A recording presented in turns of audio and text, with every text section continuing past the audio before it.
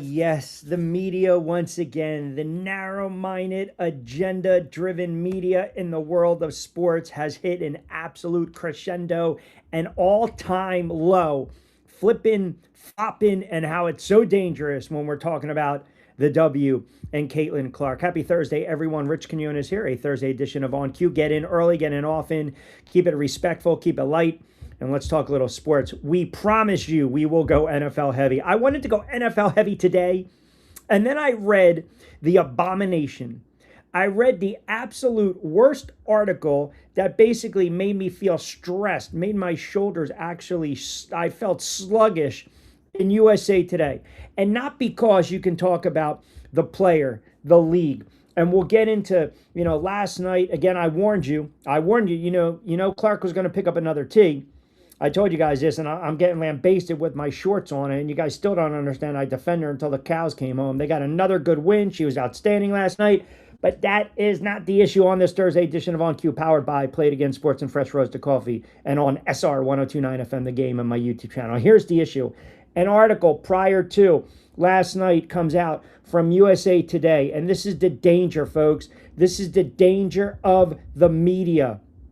This is the danger of the media when you start to hammer an athlete, when you start to call out an athlete and you have no justification, you have no validity to it, you have no context to it, and you go the racial route. And that's exactly what USA Today did in an absolutely disgusting article piece, opinion by Nancy Armour, who's basically saying Caitlin Clark's flopping isn't just annoying, it's becoming dangerous. And I'll get you the subtext of it. I'll give you the context of it and why this is an absolutely dangerous article, why it's absolutely garbage, why you should not be peddling this stuff, why I would sit there and say boycott this publication. We all know about the officiating. We've talked about it in nauseum. We know players chirp. We know players bark. We know players flip and they flop. But now you're equating the fact that one player is flipping and flopping, which might cause a civil war. I don't even know. Like, players are allowed to get pissed off in all sports for not getting calls. Players can get pissed off all they want. And we talked about this yesterday. In any sport, players are going to, at times, get the benefit of the doubt, and other times they're going to get pissed off because they think the referee's not placating them. They're not getting the calls to go their way. And it has nothing to do, last night, chirping at the scoreboard, chirping at the player, getting under skin, getting the tee. It has nothing to do with it. It has to do with the responsibility of the sports media. And I'll get into Sophie Cunningham. Good for friggin' her for doubling down, because they tried to cancel her in a hot minute, and she said, no, not on my watch. But when you have reporters coming out and they not only vilify some of these athletes, they not only vilify some of these players that are basically just trying to go about their business, be productive, and put eyeballs in the seats, revenue, marketing, branding, everything. And then you sit there and you start to talk about not only the histrionics and the rants, but then, and let me just pull up the crux of it. Let me just pull up the crux of what this woman wrote, and you tell me exactly how you feel. You tell me exactly how you feel, because this to me is sickening. This woman, I don't know how the hell it got across the editor's desk. Quote in the article, "It shouldn't need reminding, this country has an awful history of black people being harmed, even killed, in the name of defending white women. The WNBA's All-Star game this weekend is in Chicago, Emmett Till's hometown, and a local art gallery is currently hosting an exhibit imaging his life if he hadn't been lynched. While it's incumbent on the WNBA to do more to protect its players, there also should be an expectation on Clark to recognize the wider consequences of her actions." Are you kidding me? Are you kidding me with this garbage? Did I hear this correctly? So you're equating a player who might flop, who might get pissed off at the referees, who might get a little bent out of shape, who plays with emotion, who plays with passion. We're basically saying now, because of our actions, people might get killed. There might be race wars. There might be race riots. How in the world did this get past the editor's desk? How? How in the world? How in the world did this happen? What the hell are you friggin' thinking? And good afternoon, everyone. We'll get to your comments as always. What are you thinking? They allow this nonsense, this hateful, this spewing of the nonsense? I mean, this is a girl, this is a player, and I got crushed on my short because I basically said, all I ask is if she just kind of calms down a little bit because she's a great player, and people misconstrued it. The sensitive Susie's come out. I get the fan base is fanatical. Listen, she didn't invent the game of friggin' basketball. Stop. And I love her to death. She's a generational talent. I think I wax way too much poetic about number 22. She's basically been on the recipient of what, 22-something phantom calls because of flopping by her opponents, right, to foul her out of the game. But you sit there and now you bring up the race issue. You bring up the black and white. You bring up, a lynching. What are we doing? How in the world did they allow this to get through the editor's desk? You have to be held accountable. You cannot let people put pen to paper sometimes. This is a disgrace. It's an abomination. It is a railroad job. It is an absolute railroad job. You're sitting there saying you put African-American, black, and queer NBA players in danger by flopping? What the hell are you talking about? Like, seriously, what are you talking about? Did you wake up in the morning and decide I'm going to be a jackass clown? I'm just going to try to basically pigeonhole someone and railroad somebody? I mean, it's bad enough you have a player take something out of context, and then you get a poor head coach who's been in the league for 27 years that's got a kiss ass now, placate, got suspended, and has to cover her tracks, and now she's painted and labeled a racist. And then you spew this garbage. You spew this garbage because of a player flopping and berating officials. And again, I hate flopping. I don't care for the berating of the officials on any level. I don't. I really don't. And you can sit there and say, frustration, it's understandable because of the treatment she gets. But I also saw last night, she's pointing to the scoreboard. It was a weak tee. She got in a player's grill. The player got under her skin. She gets a tee. All right, that freaking happens. We moved on from it. And then she puts out what? Another double-double, 27 plus last night, and they get the win. Fantastic. And you are allowed to criticize a player. Let me explain something for some of those that decided to just attack me today on the channel, which I don't care. You're well within your right to criticize behavior on the court. Well within the right. Well within the right to have an opinion. You can back a player, respect a player, love a player, follow a player, but you're allowed to be opinionated. You're allowed to be critical of a player because no player's friggin' perfect. Neither are us. Neither are us. Neither am I. But the column digs even deeper. You're basically saying her reactions to missed calls put a gay, queer, lesbian, black WNBA players in danger. You're basically essentially blaming her for racist messages by the fan base. You're basically blaming her by racist messages sent by people she doesn't even friggin' know. Never met. Couldn't pick out of a friggin' lineup. And she's basically publicly condemned them. And this is not, I'm telling you, all I want to, on a Thursday,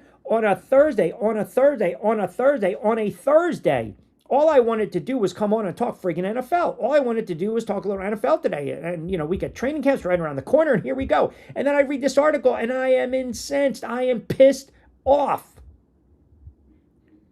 Pissed off. You're allowed to stick up for yourself, defend yourself, bite back, bark, get in their grill, all within reason, man. No one's disputing that. It's almost ad nauseum right now. She's a passionate, fiery player, and that's probably why I gravitate towards her.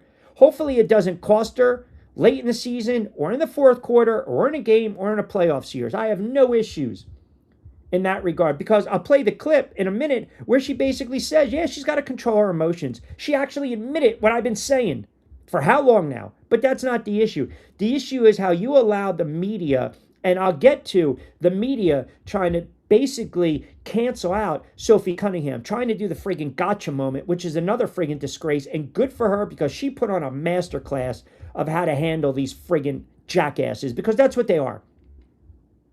They are. You just can't, you have to have some type of, like I said, the other day. Decorum, journalistic integrity. There's an obligation. There's too many friggin' writers out there, even content creators. I'm so friggin' tired of this shit. You turn around on YouTube and you go to some of these content creators and they're sitting there saying stuff that's not even factually true. And yet people are sucking into it. People are diving into it. Like, nope, none of these guys get checked. And I'm not going to call them out by name because some people might like them. Some might listen into my show and some might listen into theirs. But I can tell you this, I think they're frauds.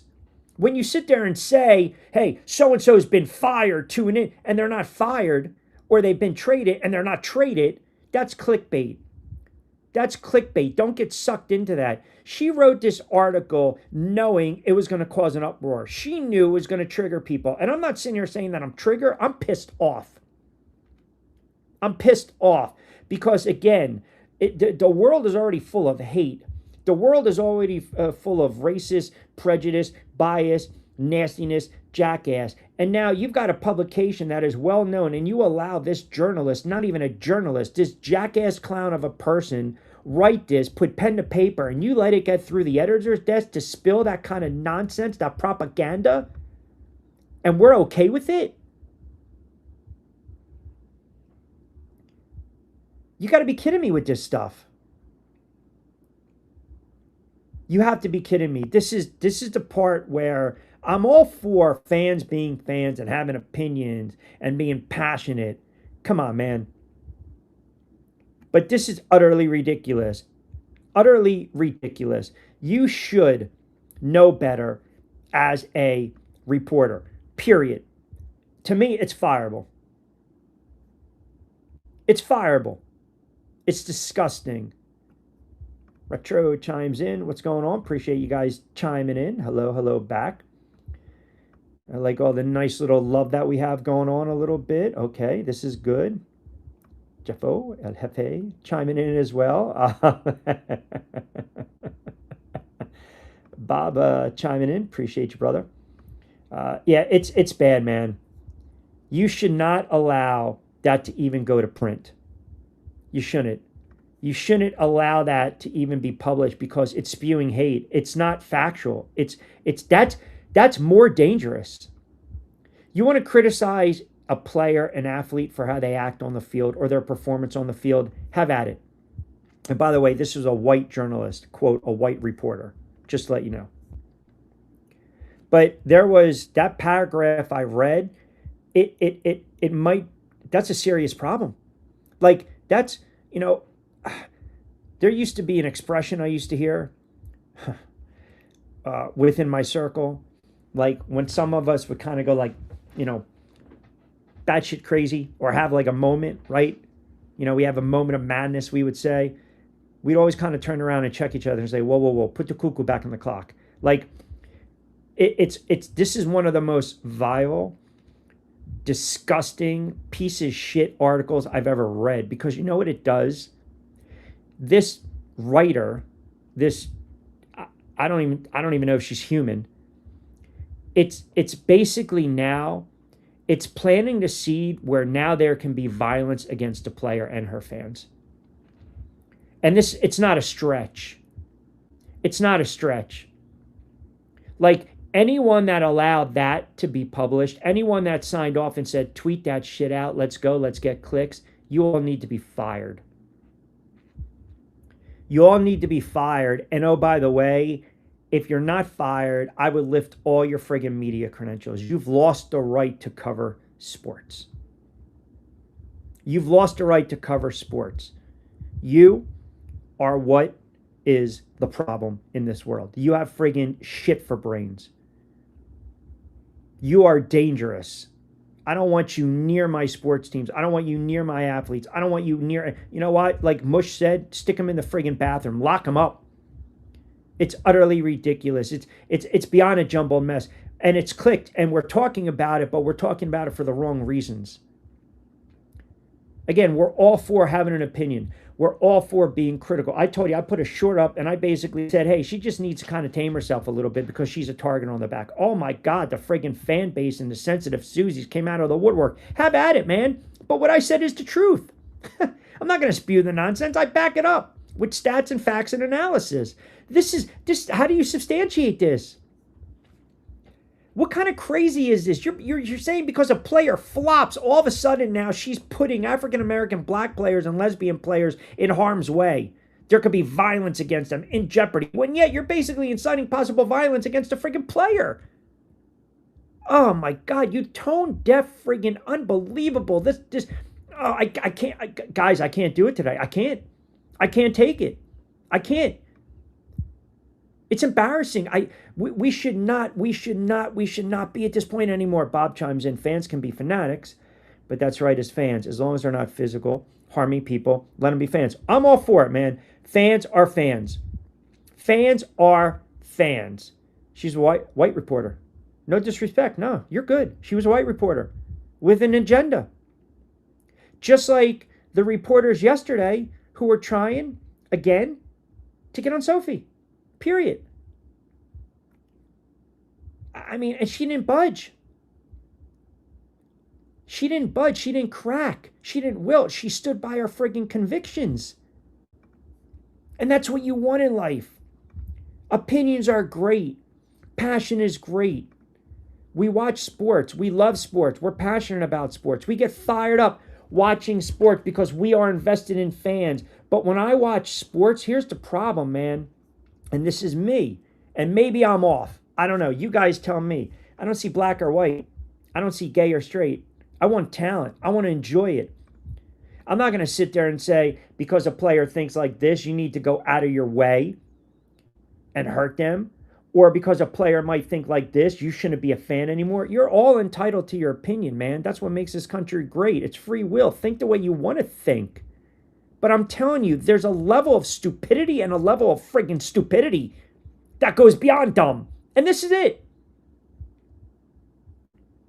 This is it. You want to sit there, like last night, they mentioned Mitchell as the MVP, which I said the other day. I said, put her in the conversation. And everyone thinks those announcers were idiots for saying it and jackasses. I don't believe so, because they kind of backed it up a little bit. That's an argument. That's a good debate. We can talk about it. She's been on a great run. We always have this conversation in the NFL. When a player's hot at quarterback, Dak Prescott, the MVP of the league for the first 6 to 7 weeks. Then all of a sudden, here comes Mahomes. Then here comes, Burrow. Then here comes her. I mean, it's just how it is. It's debate. It's fun. But we're not trying to incite a friggin' riot.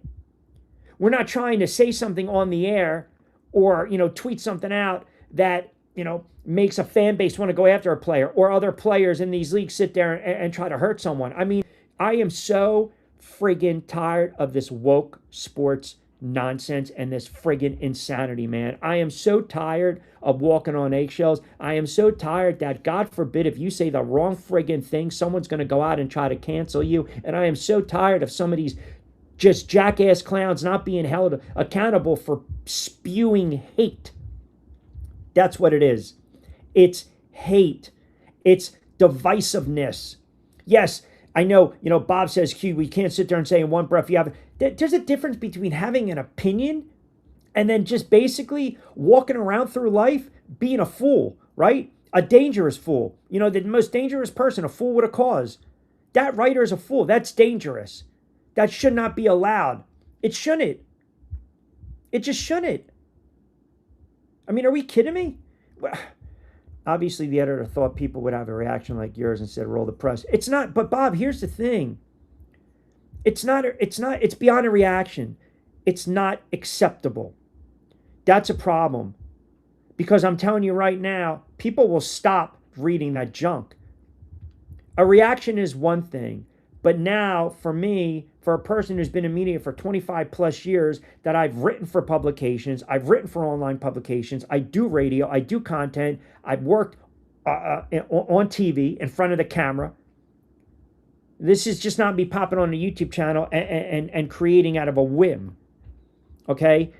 I've covered teams. I've written for publications and magazines and outlets. I was a beat guy. I know how to cover things and try to be fair and objective. This is spewing toxicity. This is spewing hate. This is basically putting people, this is a railroad job. And from someone that, had to grind it out and go to JUCO and then college and then, never get handed anything and start my trek in the world of media and broadcasting and content and sports writing and play-by-play and blow-by-blow and doing the grind. You have some jerk-off jackass woman come, some reporter who's not even a reporter, and spew that nonsense with no facts. That's what's wrong with the industry. That's what's wrong with how we absorb content. I am so tired. I can flip on other channels, and you guys have the right. You watch whatever you want to watch, man. But I'm seeing some of these, even these other channels, when they talk about this league, or they talk about hoops, or they talk about other things, it's misinformation. That's all. I don't claim to be an expert, and I don't claim to be 100% right. Once in a while, man, I'll get one right. Once in a while, the blind squirrel finds a nut. But this has to stop. It has to stop. People need to be held accountable. This is not journalism. It's not journalism. It's not. It's an anti-Caitlin Clark railroad job narrative built on what? Racial insinuation? Like paranoia? Ideological, like paranoia, hysteria? Come on. This is not unprofessional. And USA Today, and I know a lot of these writers. I've had them on the show. I got news for you. I don't think I'm going to do it anymore. The willingness to have a platform just reveal this just shows there's shit for editorial standards. There's zero journalistic integrity. Like, it's not, you're not a journalist anymore. You're a shit stir is what you are. Like some of these reporters that, again, after Sophie Cunningham basically doubled back and said, I said what I said, move on, get over it, they're still trying to pepper her with crap. And she still wouldn't get gaslit. She still basically hung her ground. I just can't do it, man. I can't. Some of these YouTubers are basically the new age tabloid. Just let it be. Every YouTube will find their following in their way for clips and clips. Hey, man, to each his own. I just don't suck into it. I don't buy into it. And those guys, trust me, there's a lot out there because they've stolen my stuff and my content. They're going to get exposed. They're going to get exposed. It's like anything else. Wherever you decide to get your news source, you get your news source. If you go over here, you might believe this. If you go over here, you might believe that. I say it all the time. But this is a railroad hit piece job. This is dangerous putting that stuff out there. It is. It's really dangerous. I mean, you can't, you're basically saying now, when this girl tries to go out to dinner with her friends and maybe there's no security there, someone's reading this piece and all of a sudden they might be a little twisted, maybe a little lost in the sauce, maybe don't have all their, their marbles up there and sit there and say, yo, that's the girl that's trying to keep us down. That's the girl that's trying to set us back another 100-something odd years. People are crazy, man. You know how they think. They're scary. This is a fireable offense, banned from sports. You want to do a little pod, you want to write a blog, do it on your own time. Do it on your own time. It's a bad look. It is a bad look. And we know we are so uberly sensitive. We live in a world right now where I told you everything instant gratification. I would say 85-90% of people, when they wake up, they don't sit there and breathe the air and give thanks that it's a new morning. What do? They check their friggin' phone. I wake up, I take the pup for a walk, man. I don't check my shit. I have my coffee. I take the dog for a walk. I decompress. We're so glued to it. We want instant gratification. We want the alert. We want to see. We want to get sucked in. We're sitting there during night. Some people are watching it for an hour, and then you realize you can't sleep. Why? Because your head's floating around with all these ideas that's being thrown at you. You listen to CNN, you listen to Fox, you listen to MSN, whatever. You listen to Fox Sports, you listen to ESPN, you listen to terrestrial radio, satellite. You get your information in a variety of ways. A variety of ways. And then if you're smart enough, like most of you are, that tune in and have followed me for 20-something odd years because you know my shtick and you know my style, and I don't apologize. I say what I really honestly feel and believe. It's not for eyeballs, for gas or clicks. You guys are smart enough to see through that. You guys are smart enough to understand the place that I'm coming at. This bothers me. This really bothers me, and it should bother you. because this is the kind of nonsense that is being spewed. And the problem now is when you talk about a younger fan base, a fan base that's already divided, and then all of a sudden you might have someone who's in that same line of thinking, pass it down, pass it down. Hey man, do me a favor, check out this article. Let me share it on Facebook. Oh my goodness, there are websites, there are Facebook chats that it's like they call them WNBA. Like I think they're shit talkers. I mean the stuff that's on these sites, it's appalling. It's like appalling. Like people need to get checked, man. Listen, I told you guys this the other day. Hey man, you come at me any way you want. You come at me disrespectful, and I will check you because there's a bunch of keyboard warriors that won't say anything in front of somebody's face. This woman, I would never allow her to be in a WNBA locker room. I would never allow her to get accredited. I would just keep her away from sports in general. I really would. It's a dangerous line of thinking. It is. And if some of you can't see it, man, I don't know what to tell you. I honestly, I don't know what to tell you. I'm all for going after players and having an opinion and being critical of the game. And then you can be critical of some things they say, some things they don't say. We talked about it the other day with Ryan Clark getting dismissed. I talked about it the other day with Angel Reese. I remember some of the crap as a Giants fan when they gave Josh Brown a contract extension. I turned around and I was like, I'm not going to, this franchise is dead to me for the moment. Like, cut this guy, get rid of him. When you hear all the stuff that comes out with the domestic violence and all this other crap, like enough is enough. You're taking it to another level. You're basically saying a player who just wants to play is putting black and queer players in danger by flopping and arguing with refs. In what world? How do you wrap? If I said that on the air, if I literally said that, hey guys, welcome to another edition of On Cue, Rich Quinones here, get in on the comments. Hey, by the way, let me know what you think. Said players flipping and flopping. I really think because this league's divided, you have a lot of gay, you have a lot of African-American players and queer players and straight players. I really think she's putting the black and queer players in danger for flop. You guys would be like, what the frig is this guy thinking? Like, is he okay? Is he taking medicine? Right? You might think that, you might think that now, right? This is one of the worst things I've ever heard. Top 5. Really? What do you have for like 1, 2, 3, 4, 5? Yep. Should be fired. It's just, I wouldn't wish that on any player, and I wouldn't wish that on any human. I wouldn't. You're basically signing off almost like on someone's go out and just, their death warrant. Here you go. Go after them. Free reign. The Fever front office would rather have this type of reporting than have Scott Agnes reporting. The Fever front office is part of the problem. Well, I saw what the former player said about, sexual harassment. Folks, you have to be really careful what you say. Honestly, you really do. Now,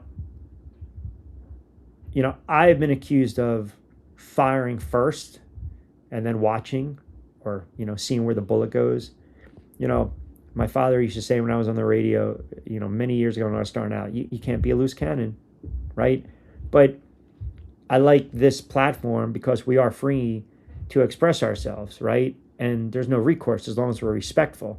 But if I were to come on the air, and my show's on Odyssey, and my show's on SR 1029 FM The Game, and it's on multiple podcast platforms as well, and say what this woman wrote, you know how quick I would be canceled? Honestly. Do you understand that? Do you understand how quick someone would be like, that's a dangerous person behind a microphone? Unadulterated truth. Always good to hear from you, my friend. Let's see what you got saying. Cooking on a Thursday. Good afternoon. Right back at you. Intersection of people who don't like CC, the agenda-pushing crowd, and the people who really do just want CC to play ball and leave the flop into the WWF wrestlers. Hey, I love her. I love her game. Sometimes I don't like her antics, and I think that's fair to say. But I love her game, and I like what I'm seeing from this team as a whole. I really do. It's one of the reasons the other day I brought up, Mitchell potentially for MVP. Hall is underrated. She might be that trade chip that we talked about, by the way. She might. Look, I would say that for the most part, we already know the problem with this league, right? The flipping and the flopping. By the way, so when yesterday I was talking about the tees and a lot of you guys were getting all friggin' bent out of shape, I want you to listen to what Caitlin Clark said regarding the tee. And look, we know there are soft tees out there. We know there are soft tees, and I got some tweets I want to get into too, with you guys commenting about this. But this was, she was asked about, the tee. But listen to what she says, because I said this yesterday. I said the same thing yesterday about just not allowing the players to get under your skin and just playing within yourself, because you get another one, you're going to be suspended. And you don't want to see this happen down the road, especially in the fourth quarter, late in the season, and or a playoff game that can maybe turn the tide of a playoff series. But I want you guys to listen to this and tell me what you think, and I'll punch it up for you, and you guys give it a listen. And then I want to get into some more of that article, and also Cunningham's comments, because obviously, doubling down and people try to cancel you, and she's not having it, and good for her. All right, so give it a listen. You got a technical foul tonight. I'm aware, yeah. Sometimes you come in here and you say, hey, I just didn't know. But you said in the past you wouldn't change anything. But how do you... she said that she was guarding, she said she was locking me up, so I said scoreboard. And the ref didn't like that. But, I mean... What quarter was this? It was in the third. Oh. Yeah. You got subbed in right after that. You got a technical foul. It's not funny, Kelsey. No, it's not. Yeah, I guess, how do you balance that when you know one more is a suspension? And I mean, I'm never going to back down. And, I think it was the same thing with the way Kelsey was in the first half, too. She got one in the eye. She's never going to back down from a moment. And I think just, continue to try to control your emotions the best you can. And that intensity and that fire is what makes me me. But also, knowing my team needs me and finding a good balance of that. But, I don't think, I'm going to be playing, with that in the back of my head. I think that might hinder my play a little bit. So I think just continue to be myself, and then just try to refocus to, focusing on my teammates and how I can help them. Do you think? And that's exactly what I said yesterday. But people got all up in arms. She acknowledges it. But, it is funny, because that game was a blowout last night. I mean, they overwhelmed them, right? But you're getting a tee, and you're up by 19, which made it funny. I mean, it's not funny, but again, it just goes to this notion, this theory, right?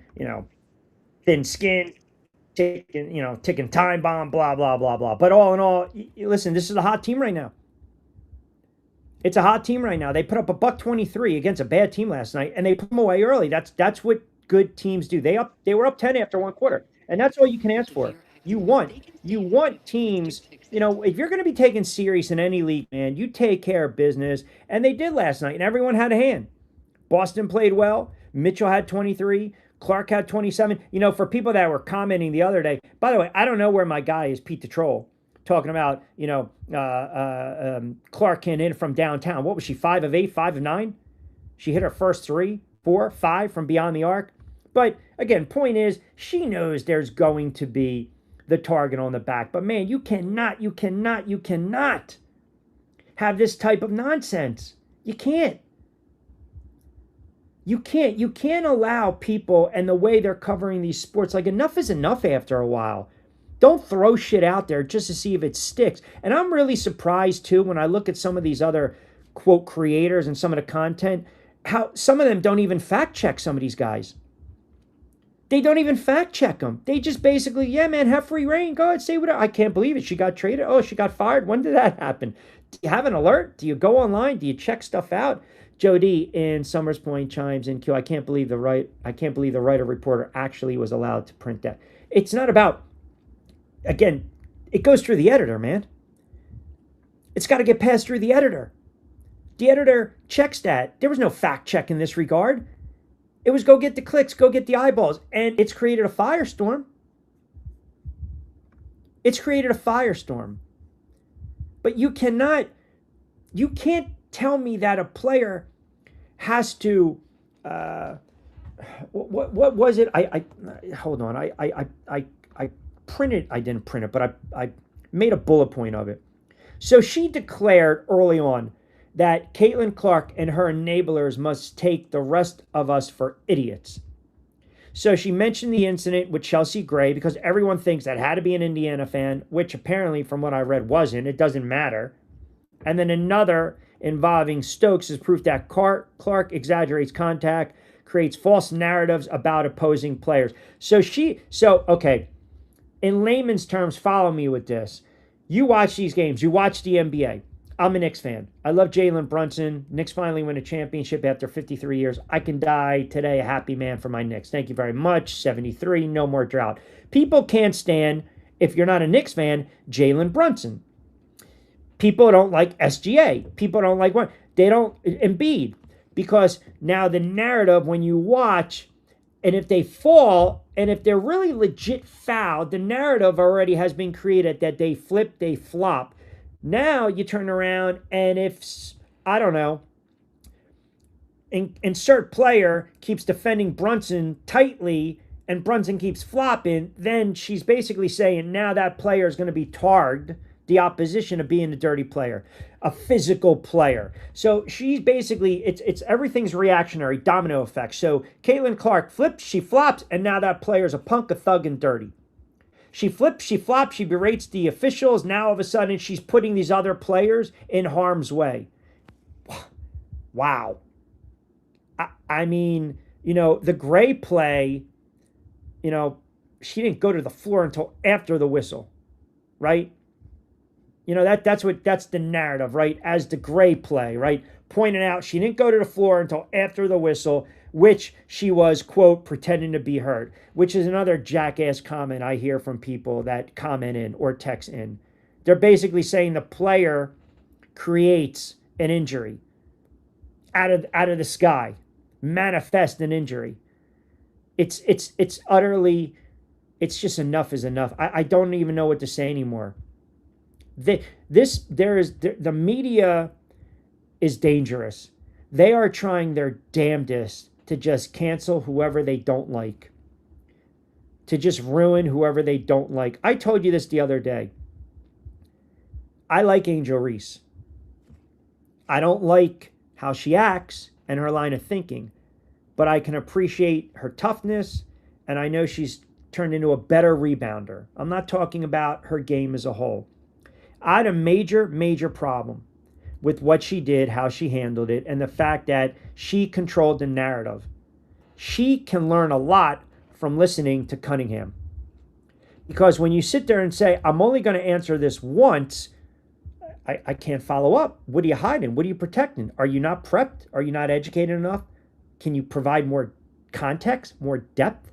She didn't want to do that.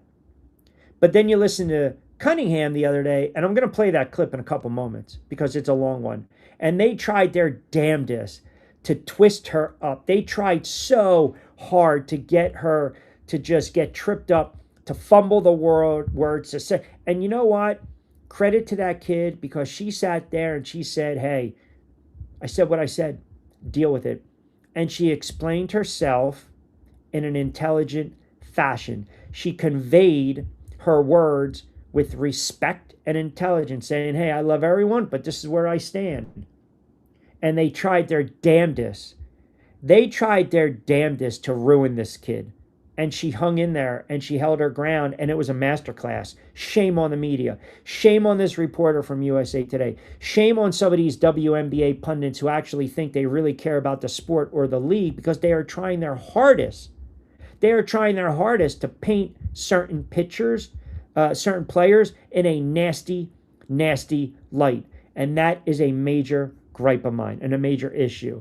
I think Clark pushes the envelope to get a competitive edge like many players, in my opinion. She does it against A1 players or when she's not playing well. I don't think she hit the floor once last night. No, I don't believe so either. But again, you knew they were waiting to get on her. They were waiting to find a way, were they not? That's what I've been trying to explain to people. When you develop a reputation, and I'm all for the passion, I'm all for the energy, I love it, man. Just don't cost your team. And I think she's a smart enough player where she's not going to cost her team. But I do love the way she plays. I do. I love the way she plays. But I don't know, why does this league have to have so much nonsense and drama, man? My God. I just wanted to do NFL today. And then I read that article and when I tell you I was beyond pissed off and fired, I'm like, come on, stop. Stop. Don't allow this crap. Don't allow this crap. Stop it, stop it, stop it.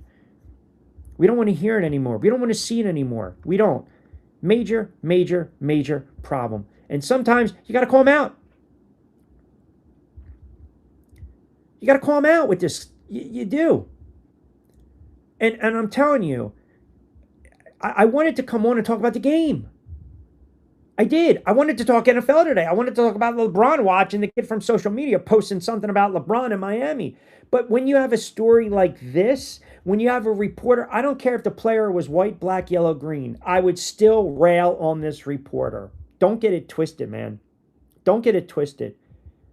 If this reporter, who happens to be white, is saying the same crap about an African-American player and sitting there saying that, she's doing the white players harm, I would be enraged as well. It's piss poor journalism, period. It's not even journalism. It's just not. And like I said, we check our phone, we look at it, we run with it, we go on social. Half the shit you see too now is AI generated. And people believe it. Oh, look at the dog playing with the friggin' shark. Yeah, in what fucking world does a dog play with a shark? I'm sorry. Like, seriously. Oh, look, Jaws and the dog and the puppy are getting along. Oh, my goodness, this is wonderful. Keep ringing the dinner bell. We're going to have the best 4th of July ever. Like, in what world?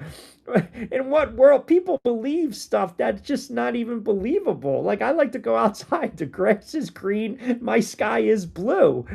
I mean, what am I missing? What am I missing here? And now, basically, you just have this mob mentality. That's all it is. The mob mentality. It's one of the reasons, too, you got to be careful. A lot of people take certain things out of context. You see something on TikTok, it's a couple seconds. You see a short, it's a couple seconds. Then you got to waste time trying to explain yourself. Hey, man, here's the whole long format. Here you go. Make your own, draw your own opinion conclusion, right? But I'm sorry. This is bad. Like, I'm smiling because I'm almost like, beyond shocked this woman still has a job. Like, you just can't. You can't throw that out there, and you can't sit there and say a player's faking it. Like, to me, you know what this is? This is defamation of character. This is slander. It is. On what grounds? Where's the justification? How do you validate this stuff? You can't just go out and say whatever the hell you want to say. Yeah, we can, but there's always going to be repercussions.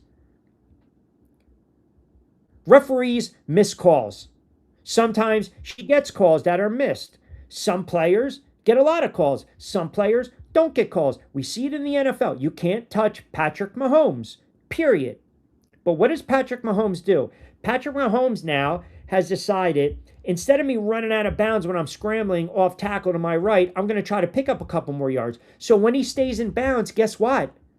He's free bait. You're allowed to hit him. He can't get bent out of shape. You want us to call it this way? Stay in the pocket. You don't want to get touched? Don't go out of the pocket. You're free bait. It's free reign. So some of the players, the great players, you can't touch them. They're protected. I don't want to say protected species, but they're protected, right? They are. But when a player gets kneed in the quad or the groin or raked across the face that I've seen with this kid and they keep missing it, she's going to get pissed, which I 100% understand. Who wouldn't? And then it builds, and then she sits there and does the scoreboard, and it shows this league is soft as ass. They are. They're sensitive Susies. You give her a T. Come on, man. Was it a foolish technical? You're up by what, 20-something? Of course. Fiery, emotional player. But I cannot allow to have someone out there, if you're trying to be taken serious as a journalist and a credible writer, which you are not, and basically say because this player bitches, whines, and complains and flips and flops, it's putting an entire race in jeopardy on the floor. I can't. I've had 6 cups of fresh roasted coffee today. So you think now that I'm fired up, you should have saw me before. And, how about you write about what everyone has a problem with? Like, you didn't write about what? You didn't write about what? Did you sit there? Can we talk about Thomas, who drove her fist into her friggin' throat, and that the league decided to wait 24, 48 hours only because of the behest of the Don, Adam Silver?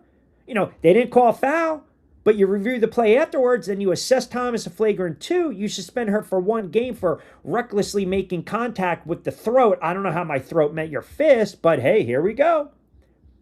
You didn't write about that. You didn't write about the other day where literally it looked like she got cat-clawed across her face and her grill and almost blinded. You didn't write about that. I can't, man. I'm telling you. At times, I have to sit back and I have to shake my head of just where we're at. Like where we're at. You saw earlier in the week. You saw early in the week what ESPN did.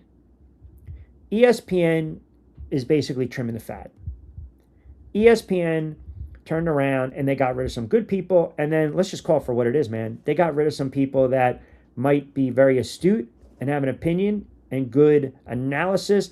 But then all of a sudden they change course and they make it all about black and white race. And that's what Ryan Clark does. And Ryan Clark has said stuff over the years that finally bit him in the ass. You know, I kind of jumped off that Ryan Clark train where the analysis basically became black or white. I can't play that game, man. I can't. That's a dangerous game. I want no part of that game. Talk X's and O's with me. Don't spew that crap. Don't spew that nonsense. I mean, you got no right.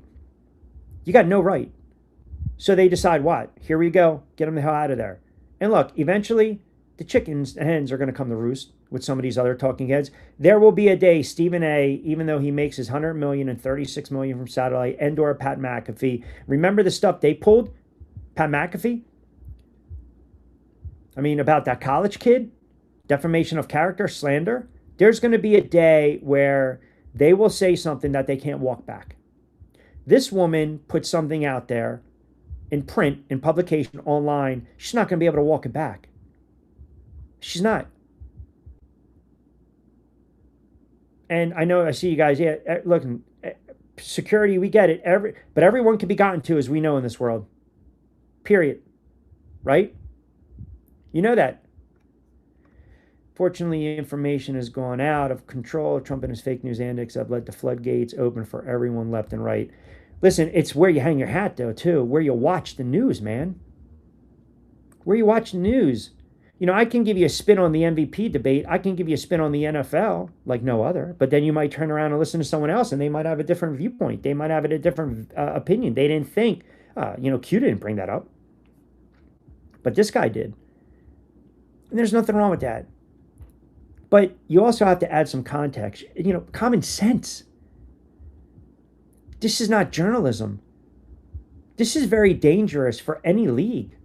It really is. It's dangerous for any athlete. And people saying, well, the power of the press, and, in one breath, Rich, you sit there and say you have to have an opinion and free reign and freedom of speech, but in the next, you're denouncing. And how do you not condemn this? How do you sign off on this? It's not good. It's not. And we've lost it. We've lost the message, right? And people have to be held accountable. And I think, to Bob's point, look, I don't get political. It's not my style. But I've mentioned this a lot of times. I mean, this is factual. You listen to one network, the POTUS is the Antichrist. You listen to another network, the POTUS is Jesus Christ. It's just how it is. Beliefs are beliefs. Political beliefs, wherever side of the fence you hang. Like, people getting in an uproar with what Sophie Cunningham said. And quite frankly, I would say 70, 80% believe what she believes. She said it in a respectful way. She said it in a way where her tone was soft, sincere, genuine. And yet, they tried their damnedest. They tried their damnedest to get this kid canceled. She spoke on the topic with common sense and knowledge. So what happens? The trolls, the haters, the ones that want to get woke and push and push and try to cancel the tall, white, good-looking blonde. You got the crazy narrative, the crazy point. I mean, how did we get to this? I mean, honestly, how did we get to this point? Seriously. With the biological men who want to play in women's sports. It's even a subject up for debate. But she knows exactly how to say it, what she said. She was genuine. She was honest. And she made really smart, sound points. Hey, man, I love everyone, but this is what I believe. Nothing wrong with that. But someone, because they have a warped sense of belief and mind, will try to twist what someone says. And you can't, ultimately, if someone is doing that to what you're saying, the smart thing is just, all right, believe what you want to believe. And I love the fact that she said that. Hey, people know who I am. They know the place I'm coming from. Let them believe what they want to believe. Let them believe what they want to believe. But man, I am so friggin' tired. This woke ass. You got a woke friggin' male reporter trying to grill her. And she basically just said, and that's part of the crap from The Athletic, by the way, which is garbage. Sorry, it's garbage. It's garbage. Absolute garbage. Not good. Not good at all. Mikey D chimes in. Q, I know you mentioned this the other day. You're going NFL heavy tomorrow. Ha, ha, ha. But who do you have as the MVP right now in the league? I mean, listen, I said this the other day. It's Wilson on paper. She's been phenomenal. She's been phenomenal. We talked about it. The pros and cons. You state your case, the impact on the game. But they even brought up Mitchell last night, who's playing really, really well. Now, you want to sit there and say she's a product of also having number 22 on the floor? So be it. So be it. The crux of it is this, man. When you get to a point in any season, you hit the All-Star break, you have a nice little run going, you start to have offensive cohesion, you got the trade deadline right around the corner, you got to clean a couple of things up. This team, if we're speaking about Indiana, they're telling you right now they're taking care of business against bad teams. Now they're going to get tested coming out of the break against good teams. And we joked the other day about the minutes restriction and this and that. I think they're going to just allow her to be her. The hell with the minutes restrictions. They're going to ride it out, and they're going to see if they can make a deep push into the playoffs. And then you go to battle, and we talk about it then. This season, just like the NBA, man, it is absolutely a long season. Ashley, how are you? I would rather talk about the game. It was another good game. It is important. You know why, Ash? Because when you have the power, when you are able to speak to the masses, when you are able to speak to an audience and they trust you, that's the other thing. When they trust you, when they buy into what you're selling, right? And saying, and you tune in because that's where you want to get relevant, pertinent, intelligent information, then we, myself, have a job to tell you the truth, give you my spin on it, my opinion, my analysis, my breakdown, but be objective, be rational, be fair. And we're seeing right now, because the way we view sports and some of the networks created the rivalry term. Some of these networks have gone way, way off the beaten path where it's not even sports anymore. It's more of a political agenda. And if you don't buy in, there's something wrong with you, which is utterly ridiculous. I mean, imagine, go back to a time when we were little kids and everyone's running outside, playing in the sandbox, having a recess. Man, play with whoever the hell you want to play with. And if you don't want to play with a kid, you don't have to play with a kid. Like, what does that mean? You're a bad kid? Like, can we get to simpler times? But we're not there anymore. We're well past that. We're well past that because they want to tell the story, but they want to add their spin to the story. That's why years ago, you know what was a pretty cool event sports-wise 20, 30 years ago? The ESPYs. Now, it's all political crap. I'm a movie buff for those that have tuned in the past couple weeks. If you guys are new, I love to write. I am a movie guy. I can break down the movies. I can quote the movies. I got my genres, the 60s, the 70s. I can go back and forth the 80s and 90s. I can connect the dots with actors. I'm a huge movie guy. I love old school movies, black and white movies. I love the era of the 70s. I think it was just phenomenal writing, character development, study, and I love all those movies. I love the mom movies. I love comedy. I'm a movie guy. I'm an entertainment buff. And one of the things I love the most, and you might laugh, is my night is the Academy Awards, the Oscars. I love it. I love it. But over the last several years, I'll watch it, but I'm not enjoying it. You know why? Because it's not entertainment anymore. It's not. It's you win the Academy Award. Instead of thanking mom and dad and all those people that doubted you and all those people that maybe gave you a hand up or a hand out or maybe helped you along the way, it becomes what? It becomes an opportunity to just push your political belief on hundreds of millions of people who might not think the way you think. But it's your moment. You won the Academy Award. You won the Oscar. You got Mr. Oscar in your hand. They like me. They really like me. And here you go. You're sitting there and you're waxing poetic. And then you talk about shit that nobody really cares about. Honestly, they don't. Because for 3 or 4 hours, you want to escape like you're part of Hollywood. And we can't even do that anymore. That's what has happened with sports and the way we consume it. Agree with you, Hunter. ESPN allows this type of behavior on national TV. The orders are obviously coming from the top down.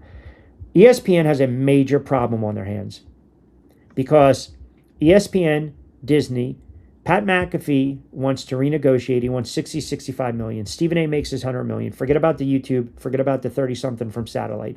They pay Chris Russo, Mad Dog, about 10 to 15,000 a guest appearance spot. So that's like 720, where you probably can pay 2 or 3 young journalists combined, reporters, 4 of them, hell, 5 of them, 6 of them, 7 of them, 60-something thousand a pop, multimedia journalists. They put all their eggs in one basket. And the problem is, some people, when Ryan Clark got fired, had the just audacity to sit there and say, well, you know what? He built NFL Live. The hell he did. Merrill Hodge, Sean Salisbury, Ron Jaworski, Sal Powell. They built that show. See, don't get it confused. Don't get it twisted. There are those out there that create their brand.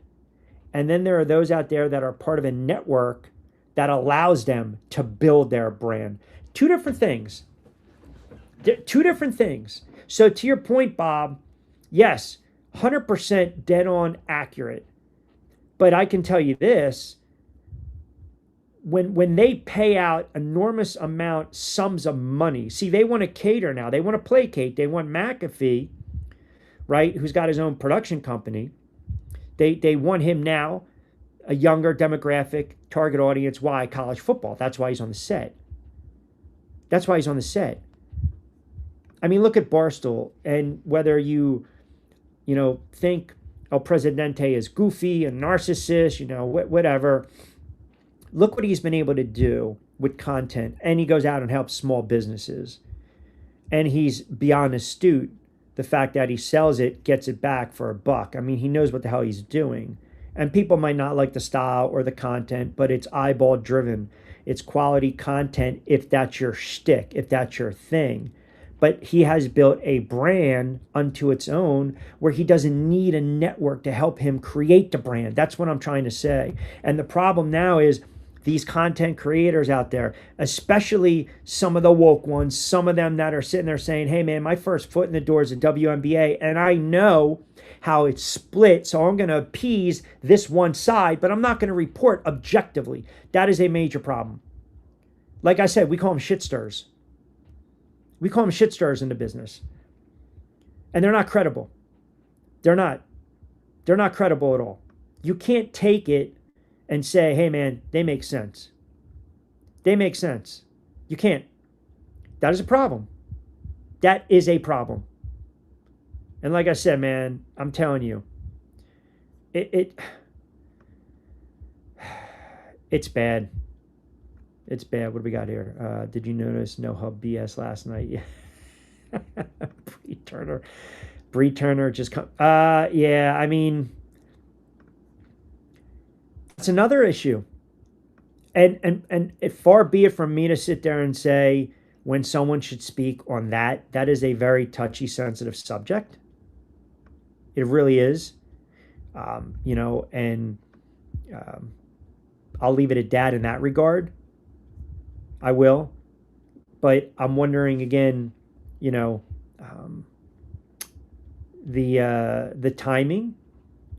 Little interesting to come out now with the drama that's going on with the league and the team. But I take that very serious. I mean, but we also see it in media. How many guys now you sit there and you see they lost their job, and then you want to connect the dots, and there's some type of sexual harassment. And I mean, we see it all over the place. How many times has somebody put Marcellus Wiley? He's got this guy, and I used to have Marcellus on my radio show when I was with a Fox Sports affiliate for years, all the time. That dude, that guy would always come on, and now he's got to apologize left and right. All these accusations come out. I don't know what's true. I don't know what's not. And I'm not educated on enough to speak of what's going on within the, the inner workings of a locker room. Because I'm not there. KM MVP t-shirts already printed. I mean, I said it yesterday. I got killed, Retro. I got killed for it. I said, put her in the conversation. That's all. That's all I said. Why not put her in the conversation? It's divided. That's what's wrong with the W. Correct. Correct. They want it to be divided. They decided to divide it. And that's a problem. 3-year contract. For Lexi, 2-year. She's currently on a 2-year. It's a 2-year guaranteed 1.5. It runs through 2027. She will then become an unrestricted free agent. Yeah, I don't know. I popped on someone on X mentioning, Clark needs to come off the bench. And I was like, oh, I don't want the Q crew to know I saw that and bring it up. KMVP Money Mitch putting them all in a ditch. I like that one. I like that one. She's been I made the point Friday. Like, look at her numbers. She's benefiting obviously from her and Clark being on the floor predominantly at the same time. And by the way, Caitlin Clark should have had 16 dimes last night. Let's just call it for what it is. And yeah, I watched the game. I was prepping. I got broadcast tonight, tomorrow. So I watched the game. I know about the turnovers. Some of those were not on her, and some were, But come on, man. 27 and 11. I really think it should have been 27 and 16. Like, people are goofy. They're like, oh, man, she had one less turnover than... I mean, come on, man. If you don't like her, you don't like her. Move on, man. But Mitchell... And Billings quietly putting together a very nice season as well. But Mitchell, if you look at what happens to spacing on the floor, that's why I keep saying, have her slice, have her cut, have her flat, go, go, go, go, go. And it's going to open up everything on the floor. You're seeing it. Last night, because it was such a blowout, then it was basically, let me go and get mine. But over the last several weeks, this kid's been on a tear. Yeah, she's going to have a couple turnovers here and there. You're not asking her to have 10 to 12 rebounds. She is a volume scorer. 23, 33, 30, 20, 27, 29, 27, 29, 26, 30. She's playing lights out. And it's funny because as I'm watching, I'm like, man, they haven't even mentioned her yet. And then they said, oh, by the way.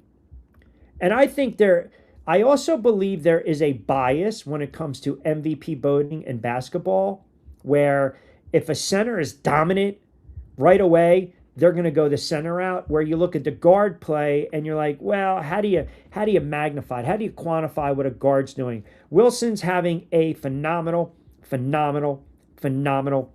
season. She is dominating. She's a big presence down on the block. She's a 6'4", 6'5" center. She's been around the block. She's been in the league for how long? 10, 11 years. We know she's a great player. But the difference is this year, her game has kind of evolved a little bit. Like, she's always been pretty good when it comes to distributing as, I don't want to say a big man, but as a center. That's a phrase I use, pardon me. We know she's a great rebounder. She's doing a hell of a job on defensive rebounds. But the fact that, second chance points, opportunities, offensive rebounds, her field goal percentage, I think is one of the highest in her career. I think it's like 53, 54%. So she's getting in the line, right? She's adding a couple assists. a couple steals.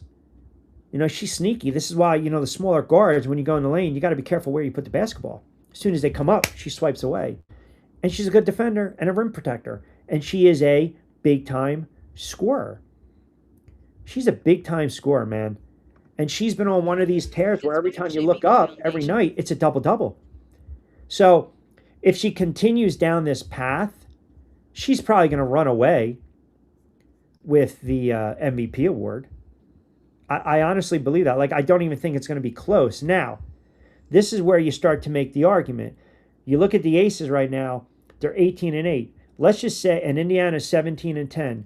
Let's just say, for argument's sake, that they go on this run to start the second half of the season, where they win another 8 out of 9, or they have a 2 or 3 game losing streak, and then they ripped off 10 out of 12, right? And she's putting up 25 and 6.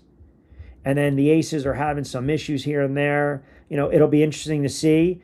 August 6th, they play each other. I'm sure MVP talk will be in the conversation. I'm sure people will throw Caitlin Clark's names out there.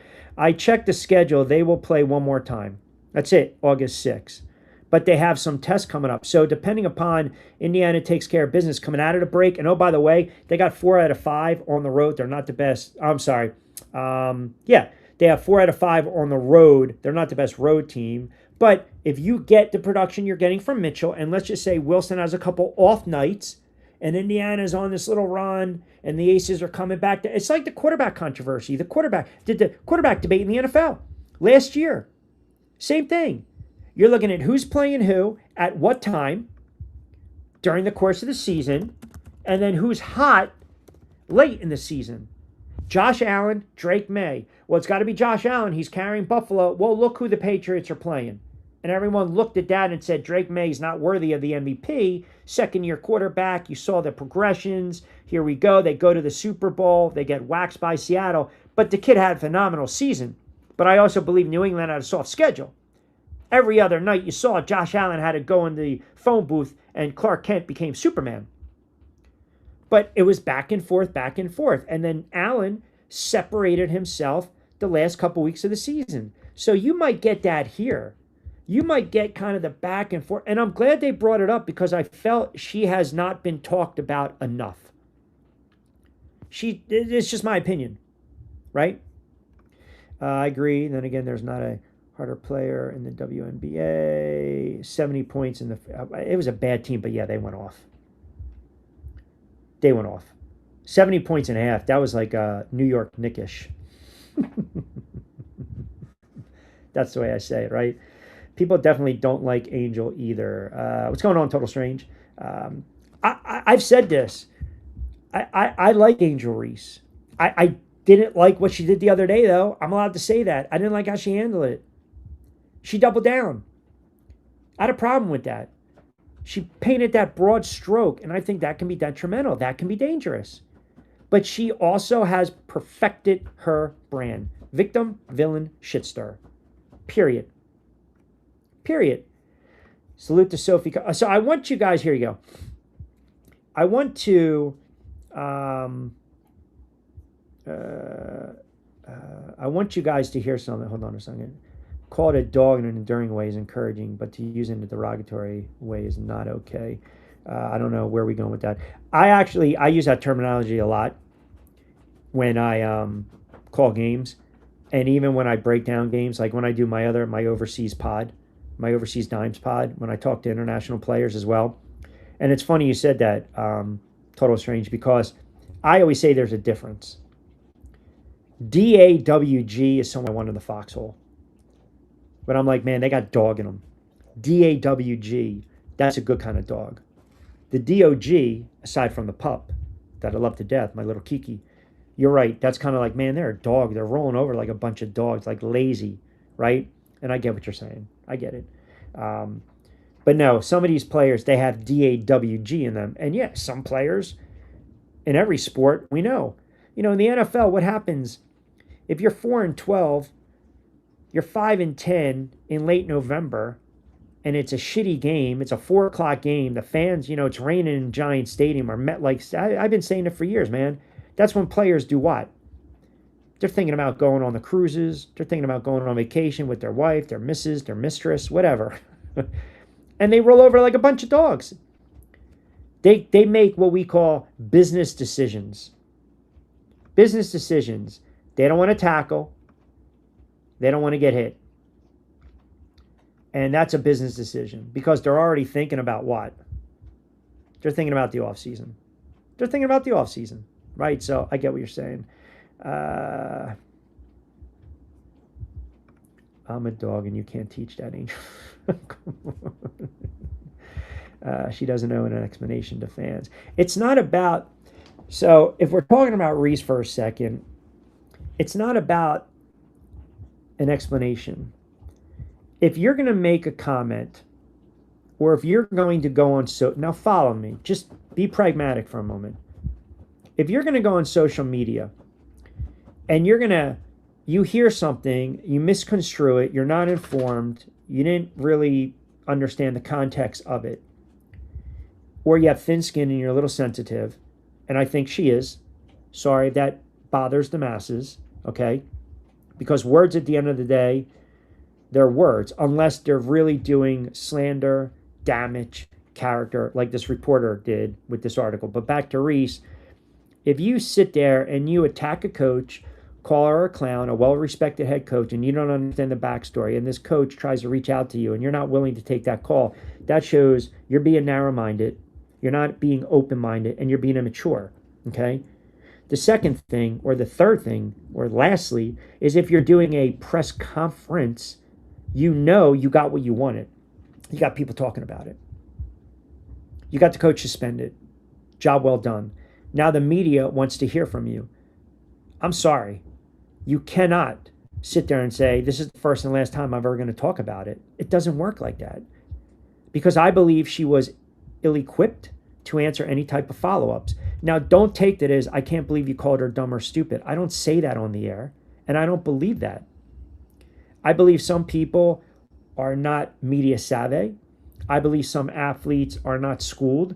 I believe some media athletes get a little flustered, get a little confused, and then all of a sudden, some people will misconstrue it and they post it, and then people draw outlandish conclusions. What I'm saying is, Angel Reese had an opportunity to walk it back, and Angel Reese had an opportunity to really come out and say, yes, I was offended until I learned what it meant.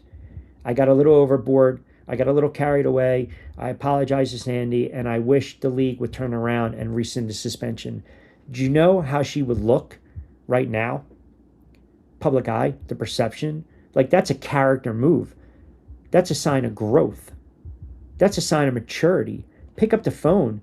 I'm trying to get a hold of you. Let's talk about it like adults, not control the narrative. That's all that was. When I sit there and say, I don't want to hear from you. I'm only going to say this once. We're not even going to debate. That's like me controlling the narrative. And then people walk away and say, man, he's closed off. He's narrow-minded. And I preface by saying, I like her. I've defended her. But I also think she plays the brand to a T. And I think in this case, it's a no-win situation. She got offended by it, understandable. I can't tell you how to feel, how to think, but I also think there's a way you can go about it. Now, with Sophie, it was a little different. You know, you can tell she's street smart. Like, she knows how to read the room.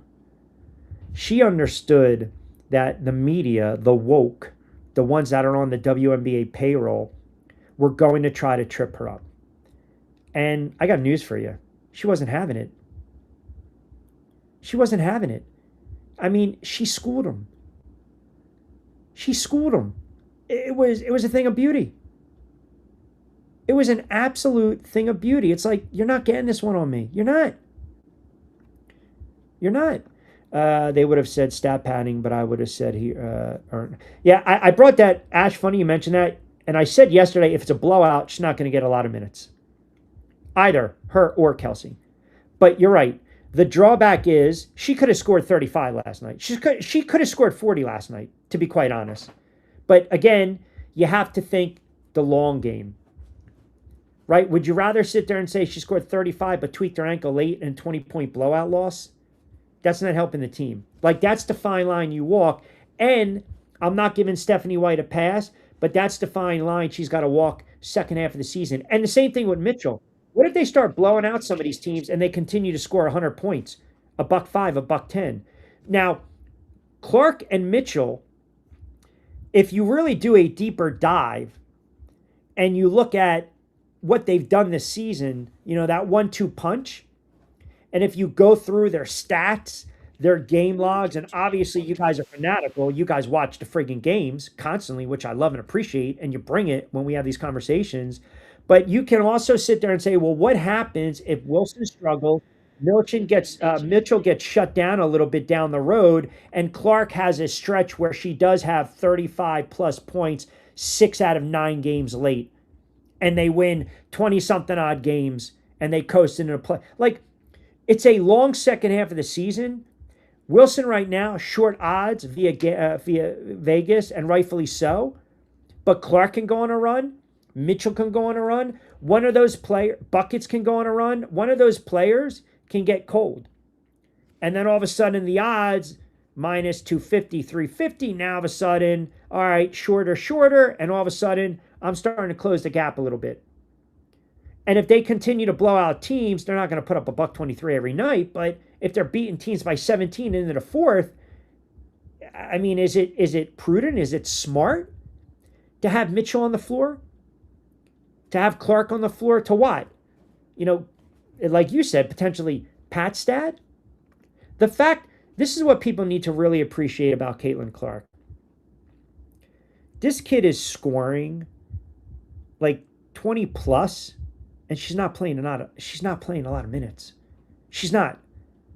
She scored 27 last night in 27 minutes. She scored 17 and 29, 45 and 29. Hello, volume score. Here we go. 13 and 25, 12 and 24. Foul trouble. It happens. Couple turnovers. And then obviously you go back to the 9 and 16 minutes. 19 and 20, 24 and 29, 26 and 34, 26 and 31. So the naysayers are going to say, well, look at the team in the balance, and here we go. Look who they played. She still has KM. She's got Billings. She's got Boston. Well, a couple of those games, Boston wasn't available, so the production relied more on her hot hand and Mitchell.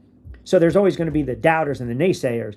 But the fact that she's a volume scorer, she can get hers. She can get 25, 30, and sit out the entire fourth quarter. But we'll still come on the air and sit there and say, I can't believe they didn't play her anymore. Because now it's, quote, padding the stat. So it's almost like a damned if you do, damned if you don't, right? There you go. I get it. I am not disagreeing with you. And I know she left Mitchell in. I get it. And everyone's going to have their conspiracy theory. I understand. I said this months ago. I said this weeks ago. Whether you guys want to believe it, hear it, or acknowledge it, the offense runs through Clark, but not in the eyes of White. The offense runs through Mitchell. It's Mitchell's team, even though we know it's really Caitlin Clark's team. Two things can be equally true. They can.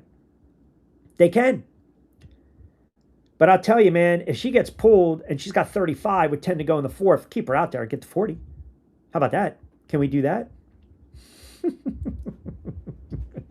Can we? I don't think CC fans understand that if the refs do make all the calls that CC would foul out every game, she pushes off at least 5 times a game. That's not accurate. I got to check you on that, Total Strange Talks. I got to check you. There have been 22 phantom fouls called on her. She gets frustrated because of the way they're defending her. So it's like, again, children, brother and sister. Your sister smacks you. As soon as you smack her back, that's when dad walks in. Second one always gets caught. And there's nothing wrong with a little elbow jab in here and there when I'm trying to drive the lane. Every player does it. Every player does it. In the history of basketball, every player creates a little bit of space. Michael Jordan's last shot as a professional before he came out of retirement to play with the Washington then Bullets was what? Pushing off Russell. So that's where I got to sit there and I got to push back a little bit with you. I do. They play her physical. It's very easy to just analyze. They play her a certain way because they want to try to get her that T. They want to try to get her off her spot. She said it last night. She's got to play within herself. She's smart. She knows they're trying to get under her skin, and sometimes they do. Don't confuse passion, aggressive, and feistiness for, or not being somewhat of a loose cannon. She's a little bit of a loose cannon. She's a little bit feisty. She's got that DAWG. She's passionate. She's a spark plug. She's got a chip on her shoulder. All the things you want in a great player. You have to have that controlled aggression. So when they bang her around like that and she's getting raked across the face, she's getting an elbow in the midsection or the groin area, or her hands scraping down over her eyes, or she's being blocked out a certain way that's not even really basketball, or a punch to the throat, she's going to take exception to it. So they D her up a certain way. They want to see if she responds, because I've seen some plays where she picks up dumb offensive fouls, and it's frustration. That's what it is. It's frustration, and it's because of how the game is being called against her. So there's the rub. She's got to find that balancing act. So, for you to sit there and say she doesn't get the calls, that's not accurate. Or she gets the calls, that's not accurate. They miss a lot of calls.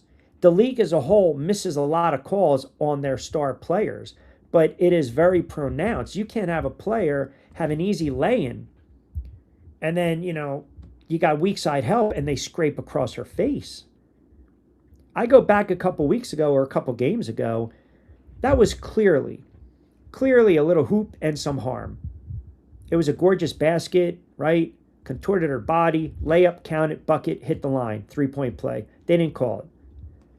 Goes back down the other end of the floor. Same scenario. She's not involved. Two different players. They call it. That's why she got pissed off. That's why she got pissed off. Every great star player, we know they're going to get the benefit of the doubt at times, but they also want the game to be called fairly. And at times it's not.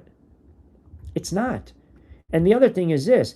Some of you guys, not you for instance, but some people would still bitch and complain. You know why? Because they'd be like, well, this is why she gets, she got 35 points, but 18 came from the line. Well, she got fouled 9 times.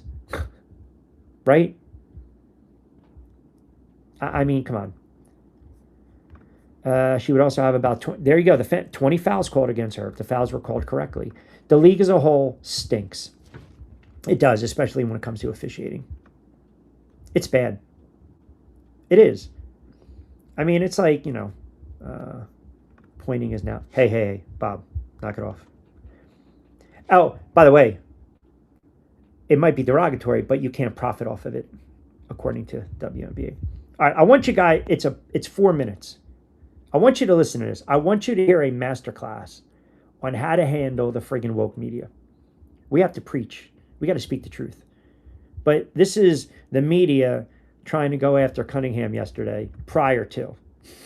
And can I just tell you, she's swaying back and forth. You ever, have one of those friends, kind of like to sway her back and forth, chewing the gum, not a care in the world. Like, yeah, you're not going to get me. You're not going to get me. You're not going to get me. It's not going to happen. You can try your damnedest.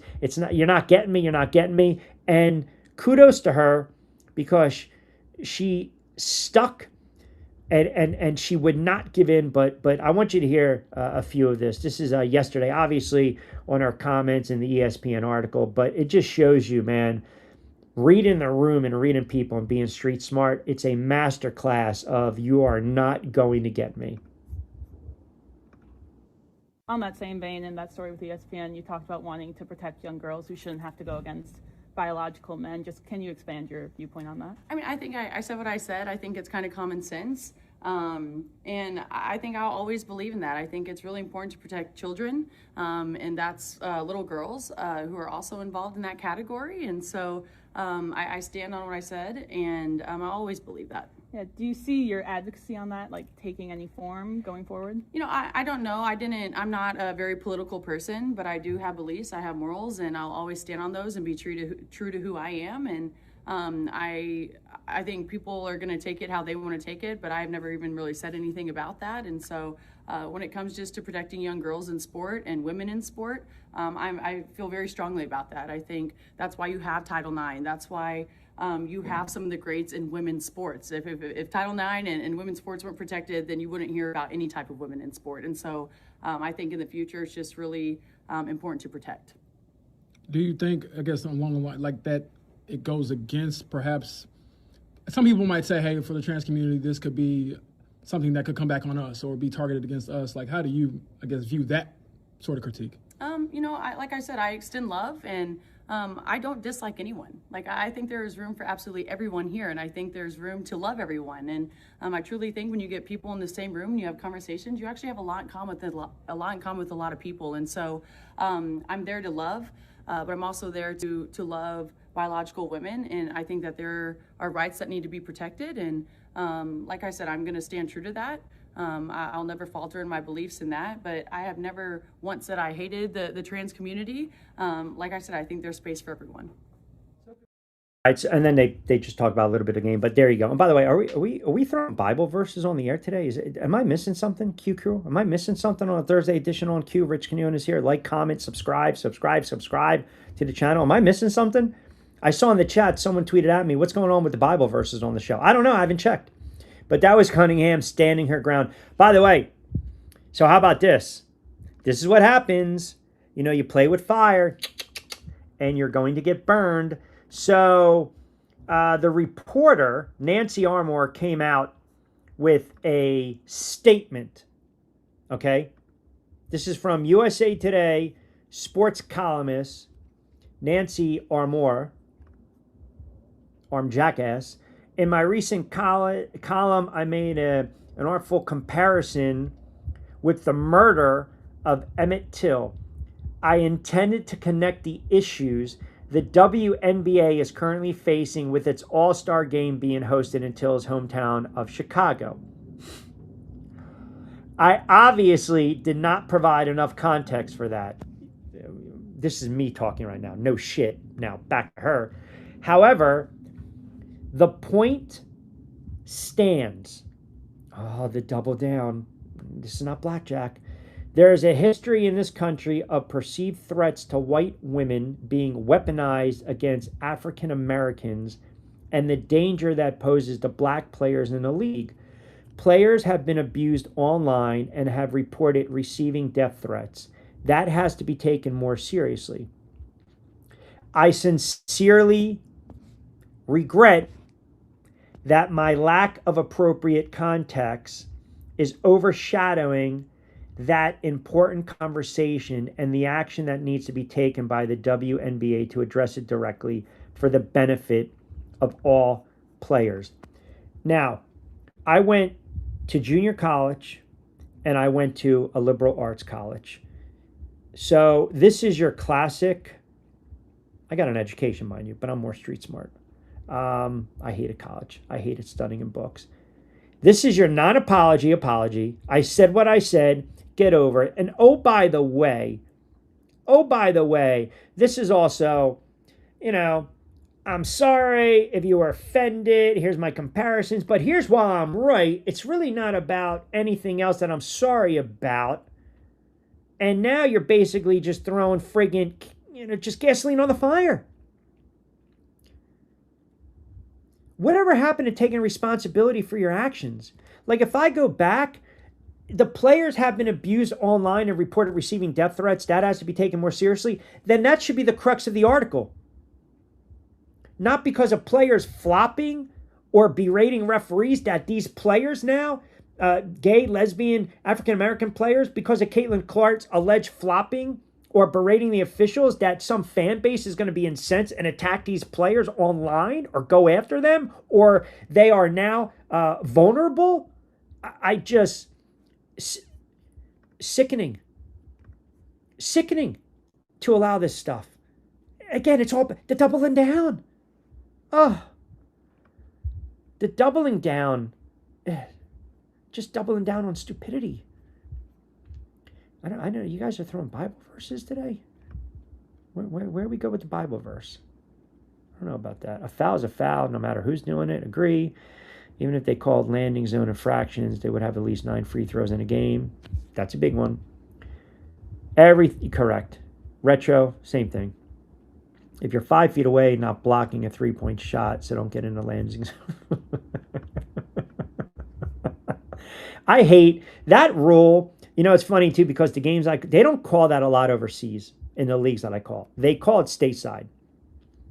Some of these other leagues, like TBL, USBL, 9450, which is a really cool league that just started this year, they call that a lot. But the funny thing is, I never understood this. If I'm defending someone from the perimeter, right, and the inkling is obviously never foul jump shooter, it's common sense if I go up with you. Like, do I have to really watch where my feet are? Like, I don't know. I don't even, when we were little or we played in high school or college or whatever, you know, men's league, pro leagues, whatever, I never recall that being called, if that makes sense. The landing zone. I understand you have to allow it, but, you know, one of the reasons that they started that is because Reggie Miller would do the friggin' leg kick. Jeff says, I don't watch the news. Mike in Ohio chimes in. Q, you're absolutely riled up today. Loving the content, loving the show. Appreciate that. Kelsey is proud of Coach White, wants her to be MVP. Retro going there. I mean, you're not wrong. Hence me saying that it's her team. But this is where the divisiveness comes in, right? Without saying it. This is where the divisiveness comes in. So you'll get the pro Clark fans. Why is she not out on the floor? She's got 35 and they're up by 18. Let her get to 40 and then pull her. Then you'll have the Mitchell fans sit there and say, well, KM's got 28. She needs 3 more, you know, for a stretch of games of 30 plus. And she needs to be out on the floor. And they'll defend that. Right? So the coach has walked that fine line where the favoritism is 100%. That's exactly what I agree. If they start to lose some games, and let's just say, God forbid, she gets nicked up or she has a cooling off period, but right now it's her award to win because of the impact she has on the floor for that team. See, you got to remember another thing too, and I hate this, but this is the reality of sports.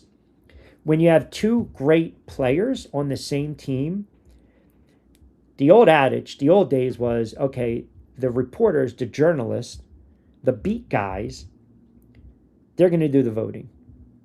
So now what happens? You've got a great player, one A and one B. Now you start pulling votes from each other. And that's something people never really talk about. It happens sometimes.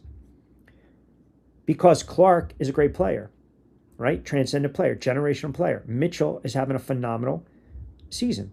I don't think she's the ball handler. I mean, I like how she goes like a freight train right down the lane, man. She makes some unbelievably acrobatic friggin' layups that I'm like, damn, wow.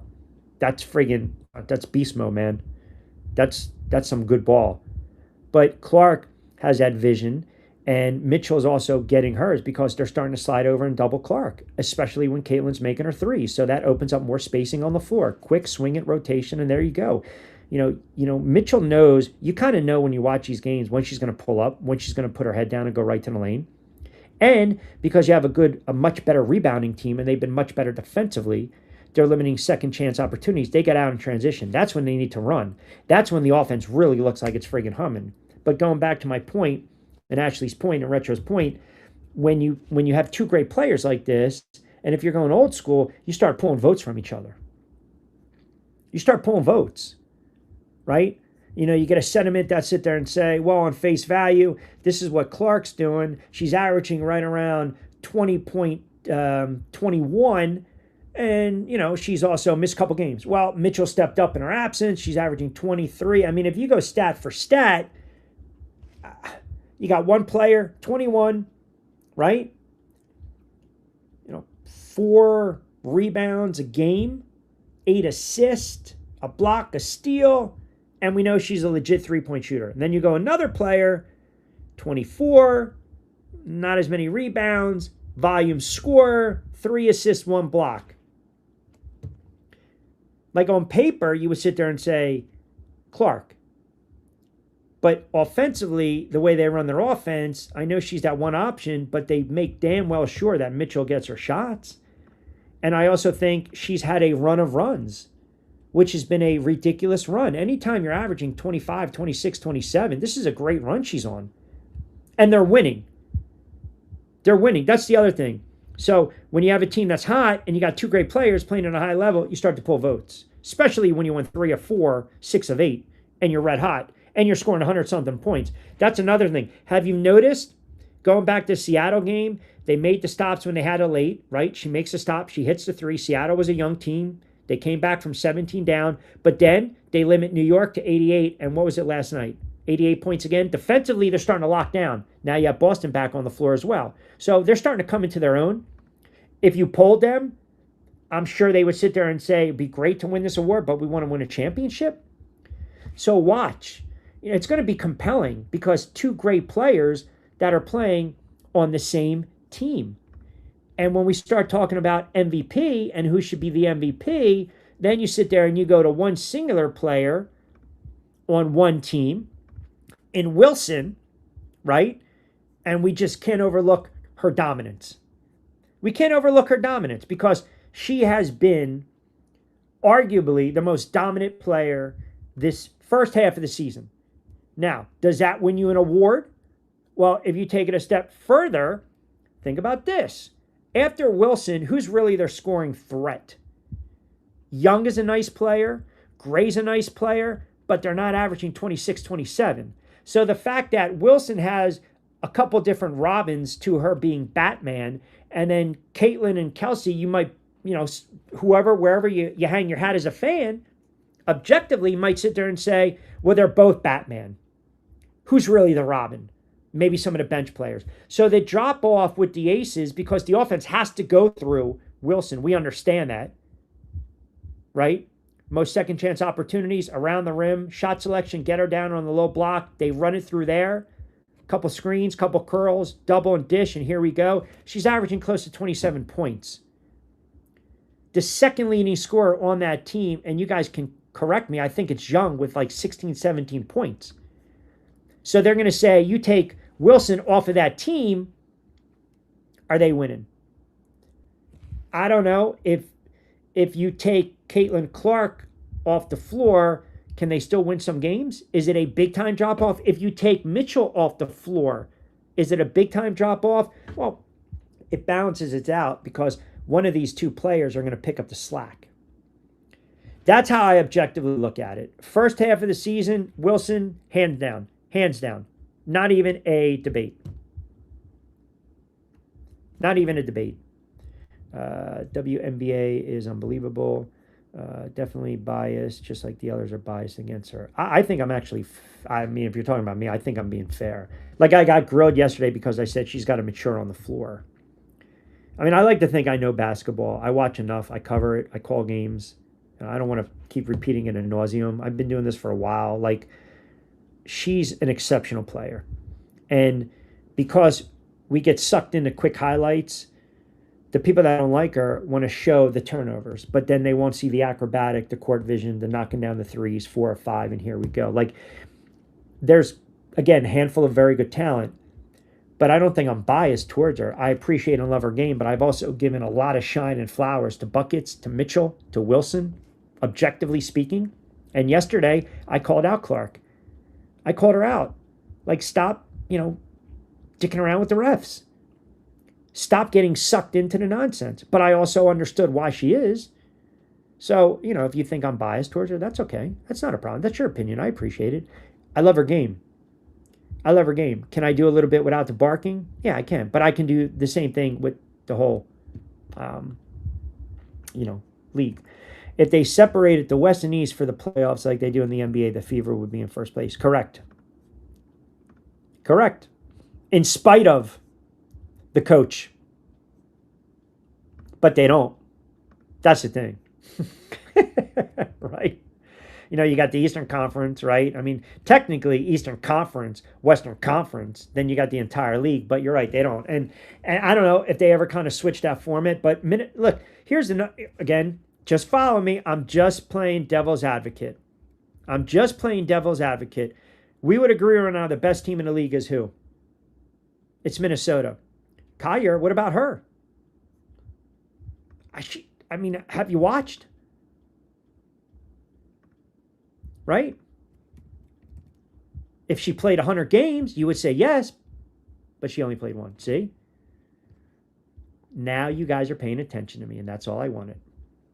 See, I got Total Sports. I almost got him to bite, and I thought you guys were falling asleep on me because I saw the drop off, but you guys aren't. So who is your MVP? Tell me your MVP. Bob says that was kind of a dick move, Q. I mean, if you follow the league, you know she only played in one game, but I'm just having fun with the guys. My goodness. All right, that was kind of a dick move by me. I'm sorry. You want to go Mills or Miles? I'm sorry. You want to go Olivia? We can go Olivia. But she's a guard. And I think the league, there's a bias against guards. I'm sorry. I didn't mean to do that. I have to make sure you guys are not falling asleep on me. That's all. Can we start with the Bible verses, please? Can we? Disney ESPN is all one big conglomerate, and it's spewing woke nonsense through all the media, new sports news, movies, and television shows. It's crazy. First Lady in Delaware chimes in. That's my selection, Q. She's a great player from Minnesota. And no, you didn't catch me sleeping. I'm just making sure. Mike in Ohio says, Q, I don't understand. Where the hell is all this Bible thumping coming? I don't know. Who started the Bible stuff, by the way? Pat McAfee can go punt a ball.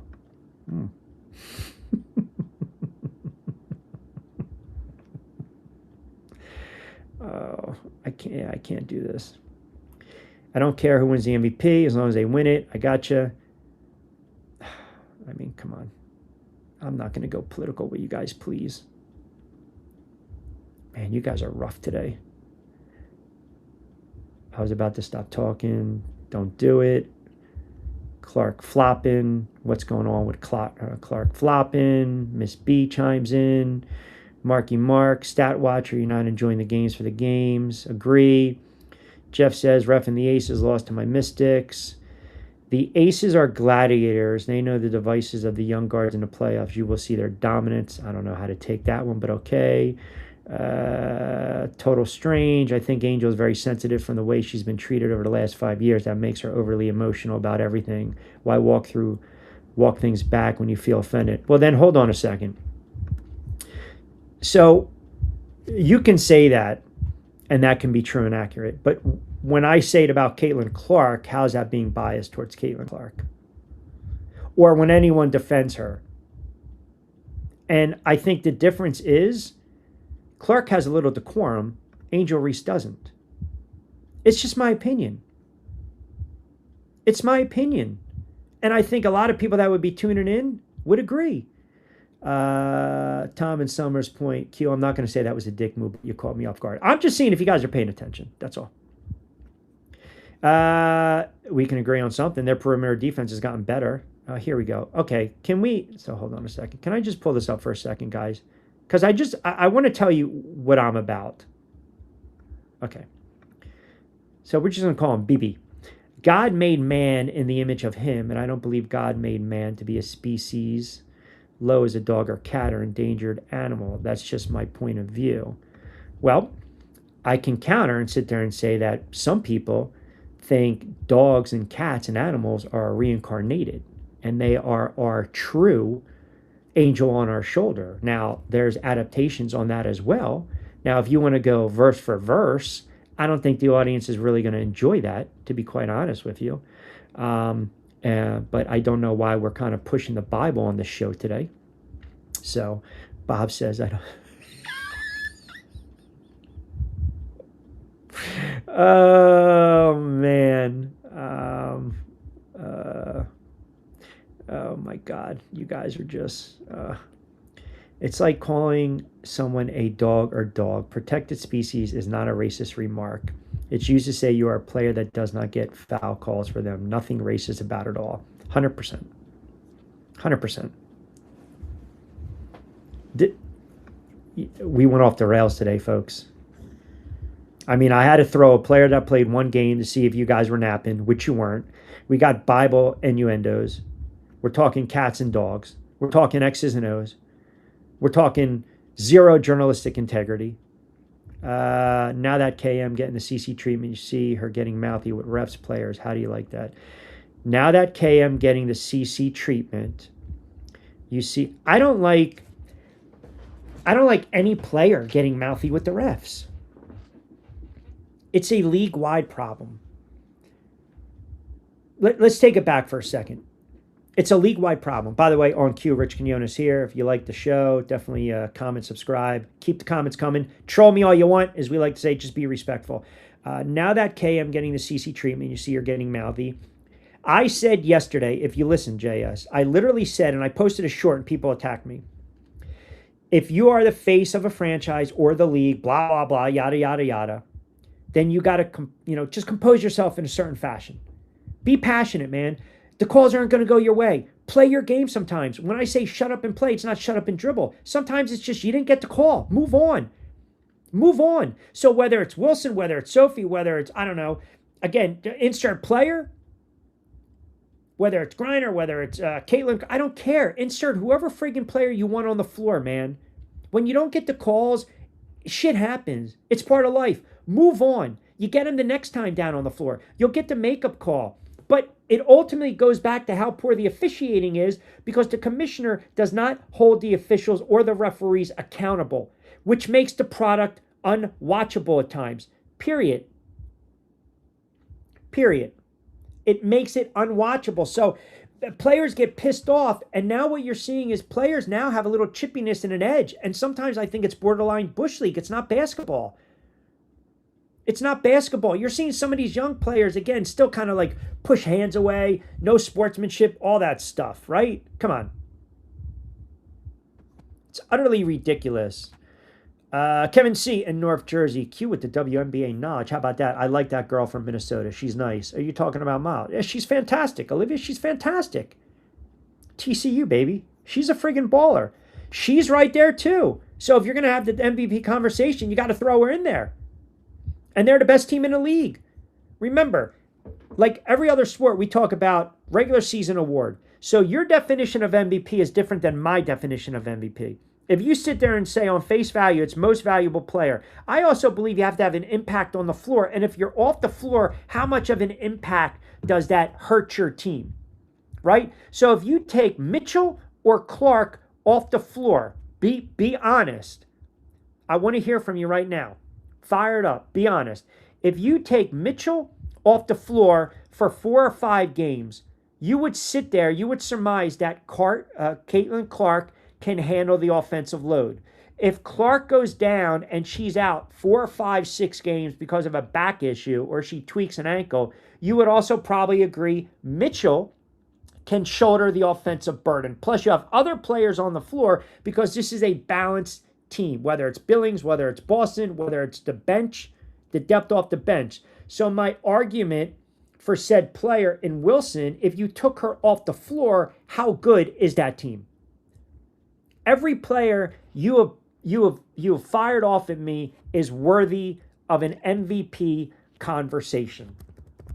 They are all worthy of an MVP conversation.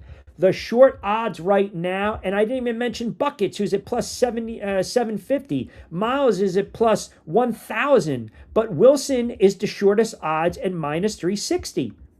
But if you look at some of these books, they have Clark, they have Stewart, they don't even have Mitchell on the floor. They don't even have Mitchell in any of these books. FanDuel, DraftKings, BetMGM. So that tells you how the league perceives her. And I think she's a great player. But it tells you how the league and maybe the perception is, well, she's great, but they already have Caitlin Clark, and that's where the onus goes. Hence, me talking about pulling the votes. It's almost hurting one of these players because they play on the same team and they're on the floor at the same time. It is again, it's subjective how you guys look at MVP. Most valuable player. Right? Take them off the floor, boom. I literally just, I'm telling you, being talked about MVP, CC not when CC's the only player who's top 5 in scoring and assists. Because it's impact. It's impact. I'm not disagreeing with you. I'm telling you what they're thinking. Right? I'm telling you what they're thinking. I'm telling you that they look at this team and they see two players that can easily go off for 25, 30. So it's like a wash in their eyes. It's a wash. That's all I'm saying. I've seen this in the NFL. You know, you have a running back going for over 1,820-something touchdowns. The quarterback's throwing for 4,000. Like, what are you going to co-MVP him? So you start to pull the votes. And the other thing is this. When you think about, you know, this league, go back. Go back. Now, here's another argument. Last year, Wilson won the award. She was the first player in history to win it 4 times. It was unanimous. She received 51 of 72 votes. Okay? My girl, who only played in 1 game, was second, but Thomas was there. Gray. Okay. Now, this is the old, and I think you guys might know where I'm going with this. Michael Jordan. Right? Every year, what was the argument? Every year, you can give the award to Michael Jordan. Every single a year. It wasn't even a debate. It wasn't even a debate. Okay? If you go back to 96, 97, Karl Malone, Hall of Famer, won the MVP. And who did he edge out? Number 23. It was one of the tightest voting races in league history. And I remember at the time, you know, just starting to kind of, you know, work my way, right? Kind of cut the teeth, talk sports, right? College radio, whatever. We would argue this. And I didn't know the terminology. I didn't know the phrase, but I said at the time, they probably just got tired of Jordan winning it all the time. Now, can that be a factor this season? Can you foresee a scenario where, man, they're going to give it to her again? And at that time, it was called what? Jordan fatigue. Right? It was Jordan fatigue. And Jordan didn't win it. I'm just, you know, kind of like throwing it out there. That's all.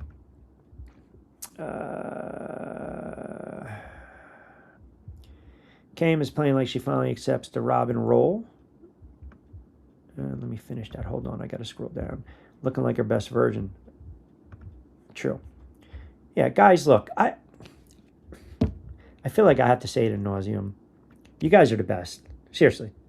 You guys are fantastic. It's why I do what I do. I love when you guys engage. But we can talk the racial stuff. We can talk the article, Cunningham, Clark, the journalist, USA Today. But we also want to talk hoops and sports. Like, it's not Sunday, right? I get my scripture on Sunday. I think my audience, I think you guys want to just kind of keep rolling with the hoops conversation. If you want me to preach on Sunday, I can do a whole show and preach. I can preach, you know, the MVP conversation. I can do that. That's just me. When CC is the only player who's top 5 in scoring and assists, says a lot about how she separates herself from everyone else. Anthony, no one is disagreeing that, brother. All we're doing is objectively stating where we're at right now. That's all. I don't believe she's going to win it. And I believe she's not going to win it because the league doesn't want her to win it. That's what I honestly believe. I really believe it. And I believe if this coach is more enamored with Mitchell, which I think we all can agree, then basically substitution by subtraction, subtraction by addition, right? When Clark's going to have moments to get her 30 plus, if she's benched, a coach can sit there and say, well, you know, she's on minutes restrictions. It was an 18-point game. See, it's a damned if you do, damned if you don't. And I'll give you the perfect analogy. You're up by 17 in the fourth quarter, and the quarterback's near 500 yards. Well, guess what? He's sitting on 450. You're up, all right, you're up 24 in the fourth quarter with 10 minutes to go, and he's taking some hits. Why the hell is he still in the game? So the counter argument from a coaching standpoint is, why are you keeping her in the game? For those that, you know, sit there and say, The pad to stat, the pad to stat. Now I got to play both sides. I have to. Pad to stat, pad to stat. You want her to be on this run that Mitchell's, right? The high volume, and here we go, the shots and the minutes and all the things, okay? But Clark is your best player, period. I don't think it's debatable. I don't think it's debatable. Let's all agree, just on this Thursday, put the Bible away for a second and the scripture. Clark is the best player on the floor. But she also has some injuries with the back. She's been tweaked. She's been fouled hard. We see how they call the game. You get a game that's out of control and she's going down on a fast break. How do you know someone's not going to take a shot at her? How do you know that? Or she lands awkwardly. She gets her feet tangled. She goes up for a rebound. You know, she has a pass deflected and she bends back her finger or her hand. Like the coach in this regard, and I don't like the coach, I don't respect the coach, but she will be put in a no-win situation. Why the hell did you keep her out there? Now she's out for the playoffs. Well, I felt pressure. She wanted to get hers. She wanted the minutes. She wanted the stats. You know, it's the MVP conversation. It is such a hard balancing act because of the way they're officiating her and the way these players play her. You have to be careful. What is the long game? Is the long game for her to win an MVP and get hurt? Or is the long game her to continue to put up numbers and break records and this team wins a championship? I would love to sit here and say, hey, it would be great if she won the MVP and they won a championship. That would quiet a lot of, goofballs up for a day. But you got to have that balancing act. It's very hard to do. Everything you guys are saying in this regard with the conversation of MVP is 100% dead on accurate. I'm with you. I'm on your side. I agree with you. But I'm also playing devil's advocate. That's all I'm doing. I'm playing devil's advocate. Caitlin is Batman, Robin, AB background. Yeah, but you know what? Alfred also, he did some good things, right? Bob's still waiting on the Bible stuff. Come on, Bob. Let's move on, brother. Aja doesn't do half what CC does. Aja just stands to get her points and doesn't pass like CC. It doesn't matter what she does or what she doesn't do. Anthony, come on. Stop. Move on. Don't be so friggin' sensitive. You're my guy, but move on. You can't sit there. She's a center. That's the position she plays on the friggin' floor. All she needs to do is get hers on the low block, rebound, and be a rim protector. This is not 73 when Wilt Chamberlain, or 72, 71, 72, where Wilt Chamberlain decides his game's going to evolve and he's going to lead the league in assist. It's not what we're talking about. Everything rolls through her because of her presence down on the low block. No one's suggesting she has the same skill set as Clark. That would be ludicrous because she doesn't. One's a center, one's a guard. One's big, girthy, strong, and the other has a somewhat of a fragile frame, but is pretty fast with the basketball. Apples and oranges, man. But 26, 27 points a game is 27 points a game. Doesn't matter how you slice and dice it. You take her off the floor, that team stinks.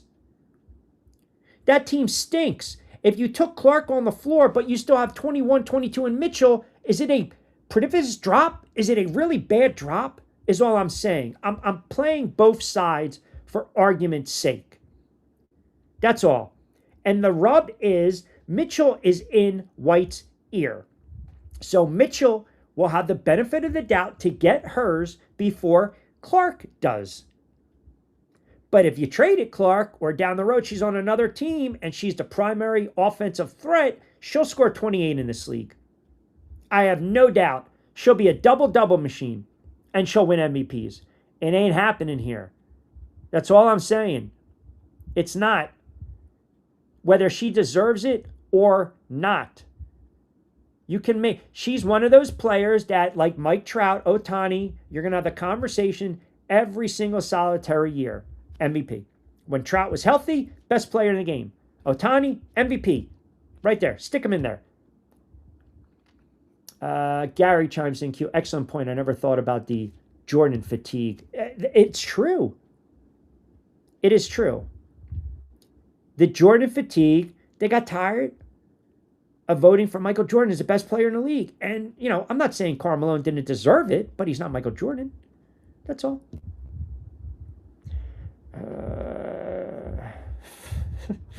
What are you talking, spirit animals on the air? This is where CC goes into beast mode, not protected species, Bob, and tells the coach how the second half of the season is going to go, like in 2024. I don't see that happening. That would be something, though. I do like how she takes these little subtle shots when she's talking about minutes restrictions and she wants to be out there. Yes, scripture, 100%.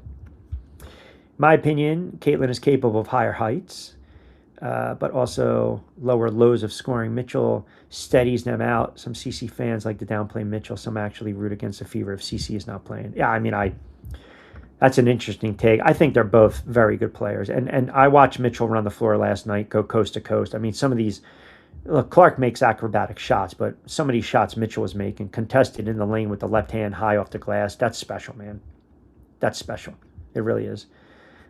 We can only hope, Bob, but I will believe it when I see it. KM is a beast, silent, she's a phenomenal player. But again, it's working, right? It's working. Anthony's fired up today. Anth is fired up, and I love it. Ash says right now, Aja, CC has second half like a rookie year. It should be. Should, could, would, totally different things. I'm telling you, Anth, I get it. I love the passion. I need a little more context. I think you provided some good context, but it's not how publicly it's going to get perceived. I'm telling you right now.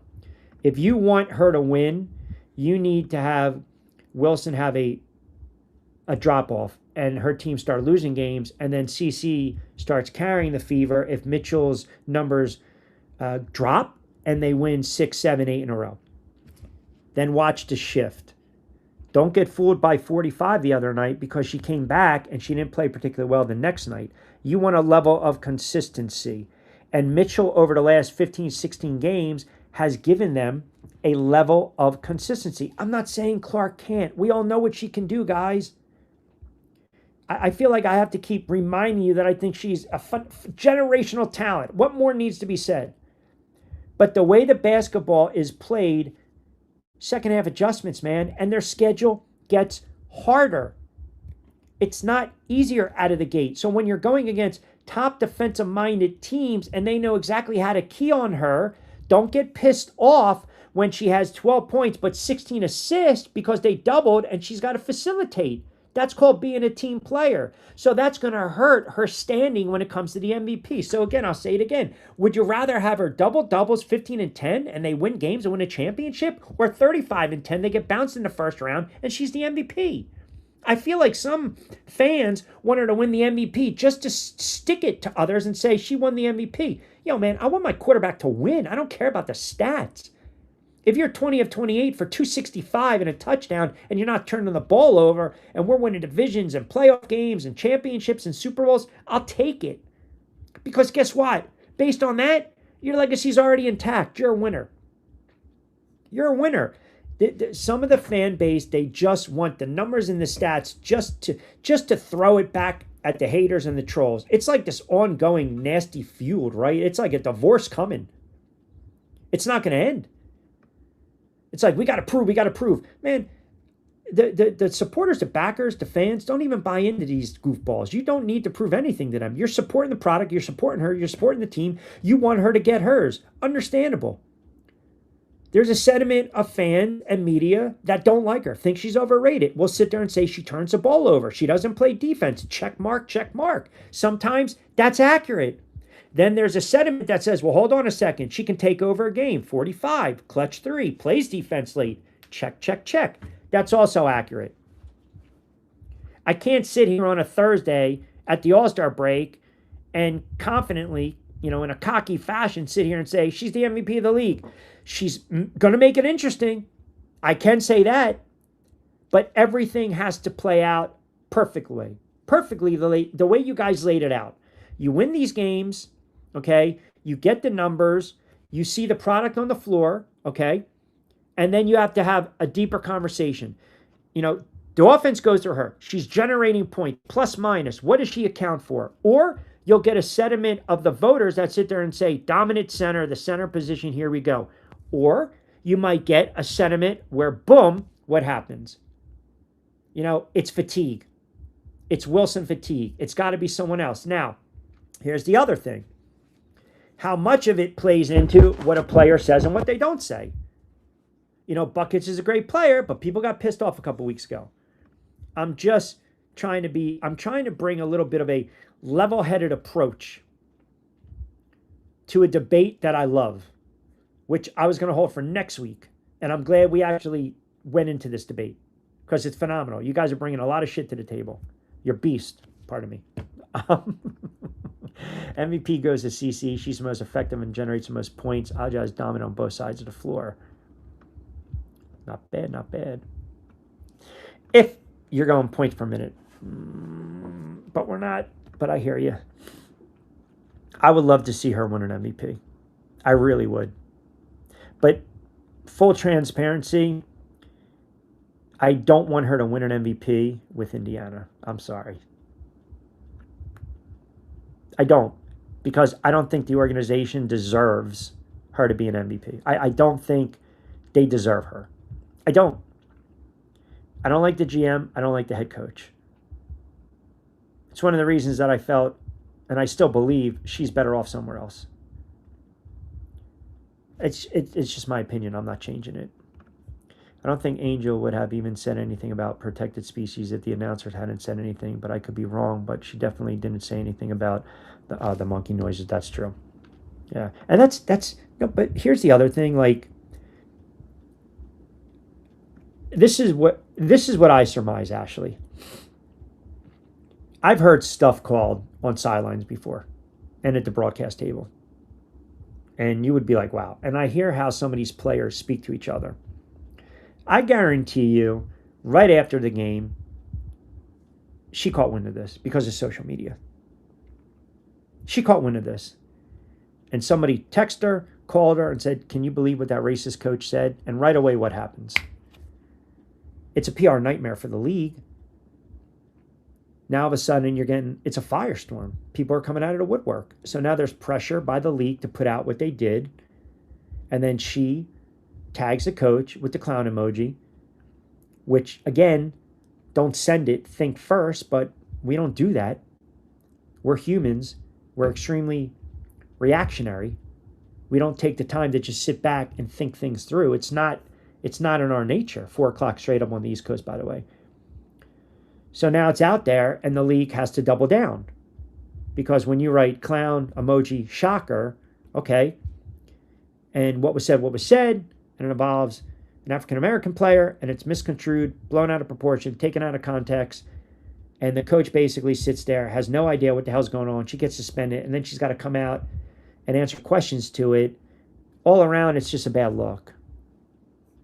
All around, it's a bad look. And I wish, you pick up the phone and let's have a conversation about it. But it's not always the case. We're just, it goes on the internet and it just turns into what? Wildfire. That's all. It just turns into wildfire.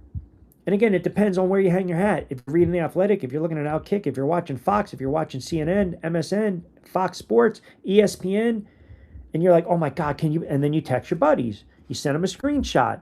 Then all of a sudden you listen to sports talk. You listen to what's going on YouTube with the channels and the content. And here we go. Imagine if there's no social media. Imagine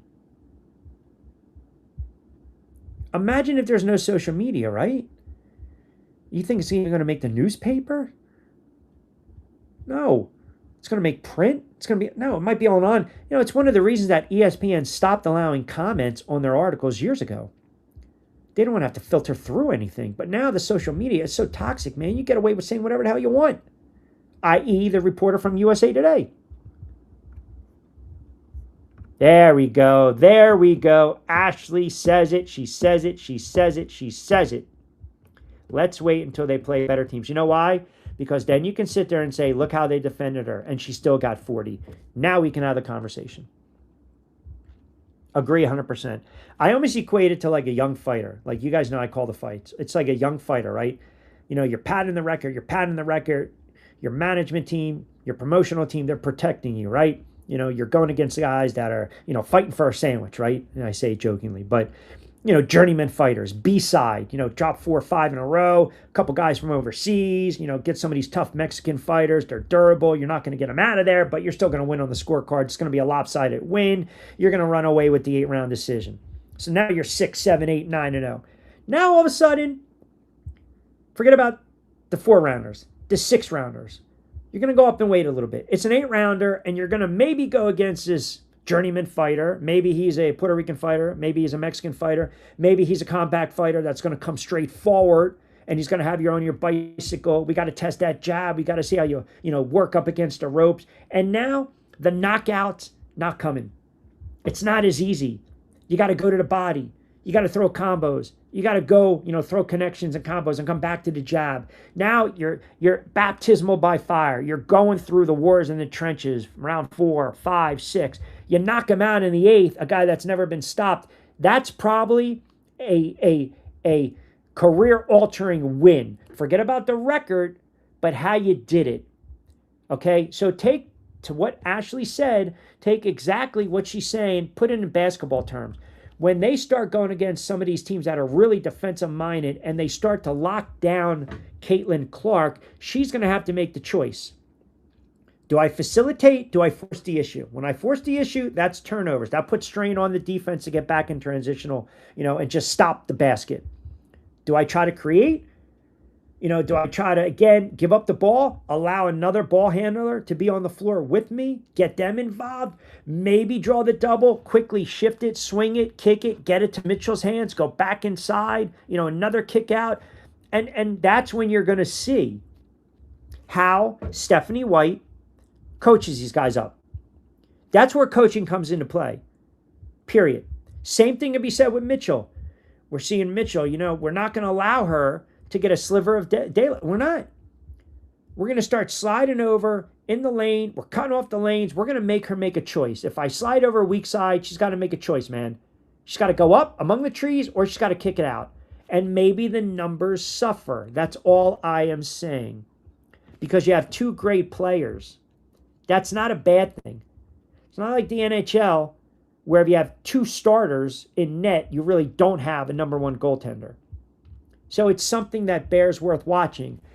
The double up argument is if you take said player off the Aces, who's averaging 26, they stink. So from a voting standpoint, you sit there and say, dominant, contributes the most, the offense goes through her, and if you take her off the floor, you're missing 27 to 28. On this team, if you take one off the floor, the other can pick up the load. If you take the other off the floor, the other is going to pick up the load. That's kind of my point. They're all worthy. They're all worthy of having a conversation. But I really believe, again, if you're being objective, right? If you're really being objective,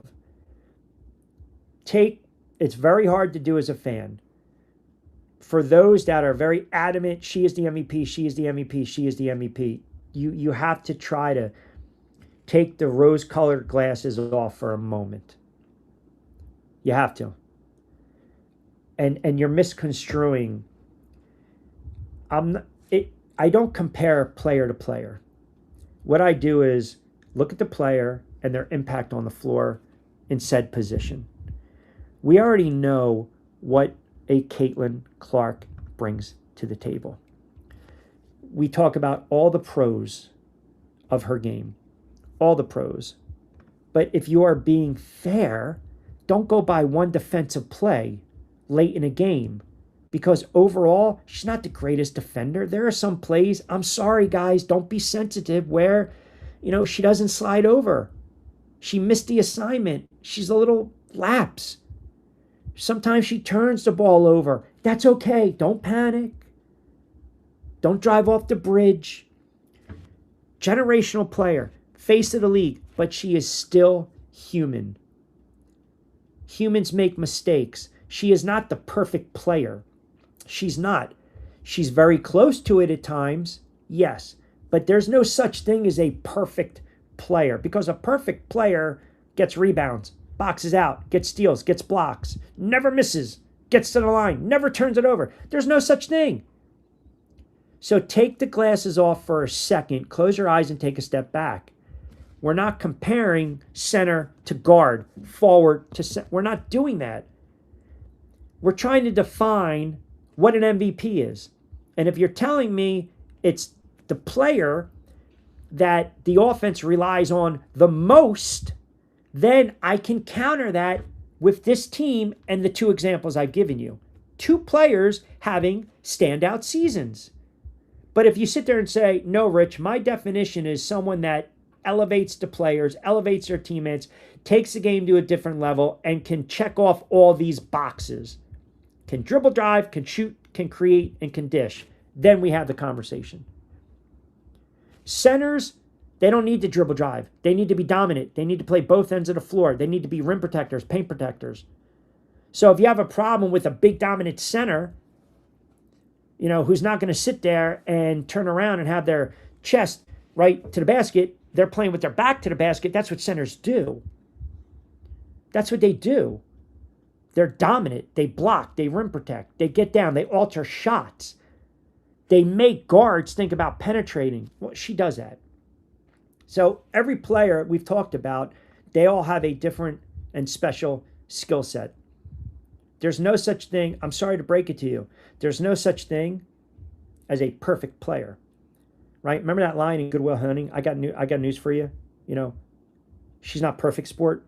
You're not perfect, but are you perfect together? Well, right now, Mitchell and Clark, the synergy, it's a thing of beauty. Just enjoy it. Just enjoy it. If one of them wins the MVP, fantastic. But would you rather have a championship? Or would you rather have an MVP so you can just say, I told you so? I want championships. Her MVPs will eventually come. She's going to continue to break records in spite of this organization. In spite of it. And like I said, they're not going to allow some of these players to walk in the offseason. So look, man, everyone's got their own opinion, and I always appreciate it. But I just look at it a little differently. That's all. And I think some people like that when a player's not on the floor because the game is a little different. Right? If that makes sense. Like sometimes I look around and I'm like, man, this guy's slowing me down. There's different spaces on the floor. Like I know where you guys are going before I even look at some of the comments. She's a great player. Mitchell's a great player. I think they're still trying to figure out the right chemistry, connection, and sometimes when you have certain players on the floor, the tempo. I think this team is best when they get out and they run. That's when Clark, to me, is at her best, and you get Mitchell, you get the trailer, you get, again, that's when you make that decision. Do I need to slide over? If not, what's going to happen. They've got some good shooters on the floor, and they've got good production coming off the bench.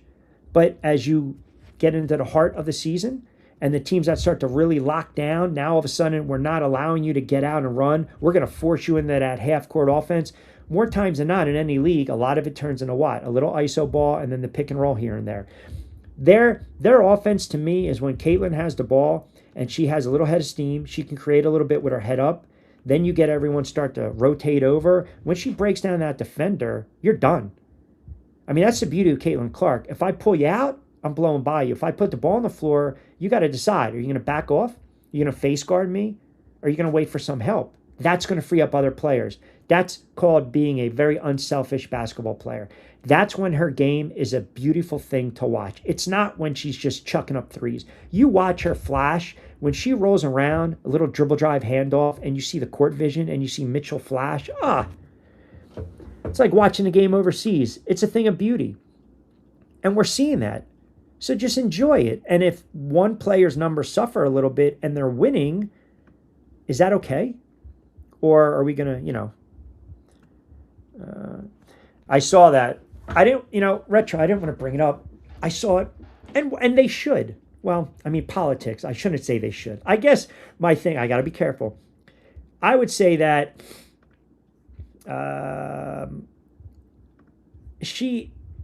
Cunningham is she is the person that she just doesn't care. She cares, but she doesn't care what you think of her. And she's going to stand by her convictions. And I appreciate that. I do. I really, really do. You guys have made your case. We know who you want for MVP. Is there a second? I mean, do we have any wiggle room with that?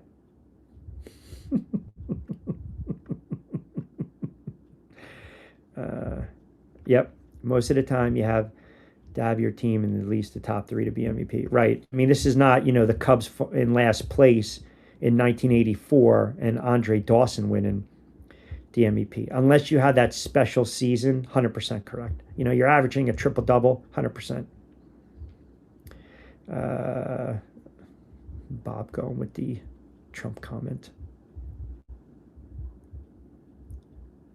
I don't know. What are these emojis, Anth?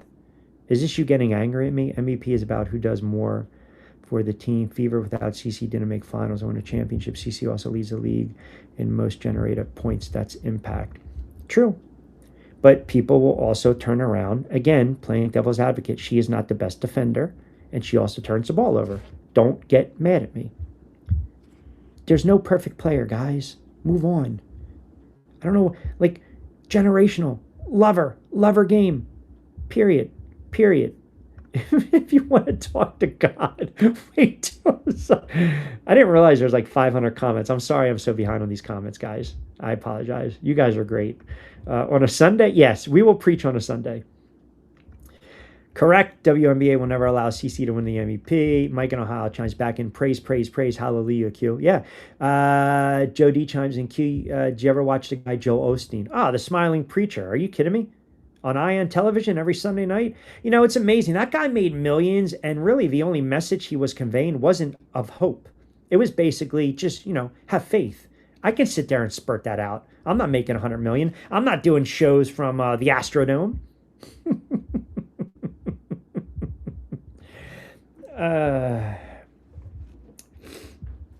What do we got here?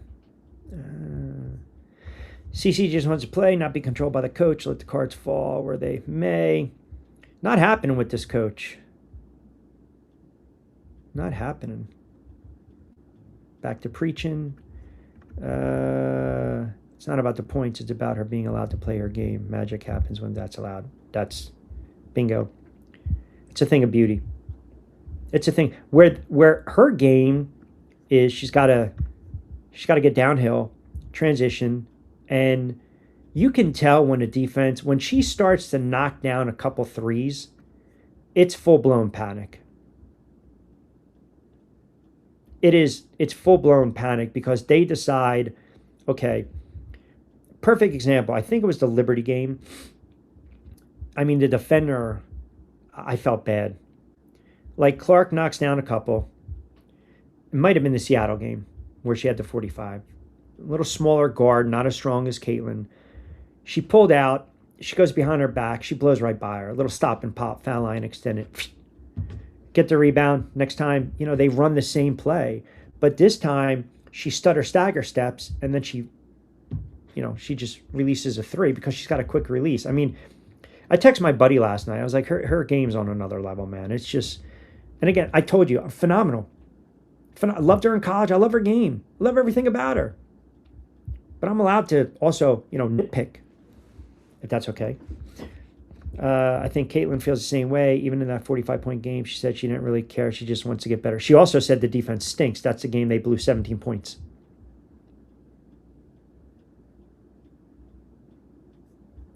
Someone said Kane was a beast. They said silent assassin. Dante's a different kind of beast, just silent.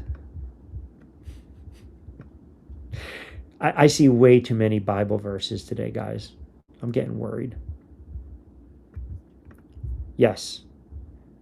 I don't believe she does. I think she's a horrible head coach. And be careful what you wish for, because if they win a championship and she's still a coach that is clueless, she's going to get a contract extension.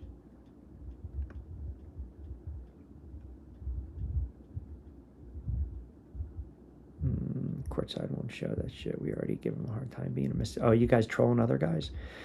Good boxing analogy. How many guys have we seen record 25-0, 23 KOs, and we might recognize 3 names on their resume? It's how you do when you're up against competition that determines real quality. The most impressive thing I've ever seen from a fighter is not knocking a guy out in the first round. It's knocking a guy out in the 10th or the 12th round, especially a guy that won't go down. You do that, you're a special kind of fighter. They start to lock her up and try to take her out of her game, and maybe she struggles a little bit, and she bounces back and has that 35-40 game. That's a special player, man. Period. It's a special player. It's a good team. And I bet you, too, a lot of you are like, man, I wish the All-Star game wasn't coming right now. Why? Because, they're red hot. I love the Mystics. They're having fun learning and playing together, building camaraderie. And we're allowed to have different fans on the show. You guys are, this is not, Fever Nation. I mean, half of you guys are, but that's okay. Cece's not going anywhere. She will stay in Indy. Now, question is, will KM stay? No, they're not going to. Well, they're going to let her walk. Remember, she's due for that epic contract.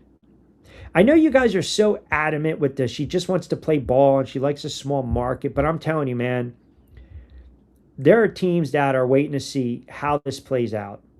And the more they win, then the fire kind of dwindles a little bit. The little campfire goes down a little bit. But let's just say down the road, there's some issues and the coach and her don't see eye to eye or they get bounced early. If the coach leaves, she's not going anywhere. But you have to, if you fire Stephanie White, like any other coach, and you have, generational player, you have to bring in a coach that understands we are building the offense around you. And that means if you're Mitchell, you've got to be submissive. You can't be alpha. Or if you don't like it, then you move on. It's like a great offense in the NFL, right? Look at the Eagles a couple years ago. Everyone looks at Saquon Barkley, that offensive line, 2,000 yards, career year. Jalen Hurts puts up numbers, and they win the Super Bowl. Teams make adjustments. Season after that, what happens? They start to stack the box. They dare the quarterback to make plays. Barkley doesn't have the type of season he does. Hurts doesn't put up the phenomenal numbers, and they get bounced in the playoffs. It's all about adjustments.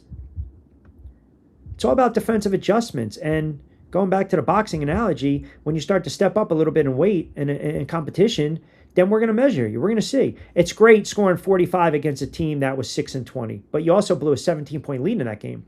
So defensively, they got to clean things up. Trade deadline right around the corner. And I still believe they have to go out and get another rim protector. They have to get another body down on the low block. I believe that. I think offensively, if it ain't broke, don't fix it. That's all I'm saying. Mystic. Queen Bee is back and won't be the same. Love Sophie. No team is invincible. None whatsoever. A little trash talking on here. You are one of these guys that believe CC deserves credit when another player scores, but our turnovers are another player's fault because the same teammate's going to catch the ball. The handle speaks, but the truth. Retro, be well. Appreciate you. Wow, I didn't realize we were on 2.5 hours, and I have games to call tonight. Did we get through all the comments?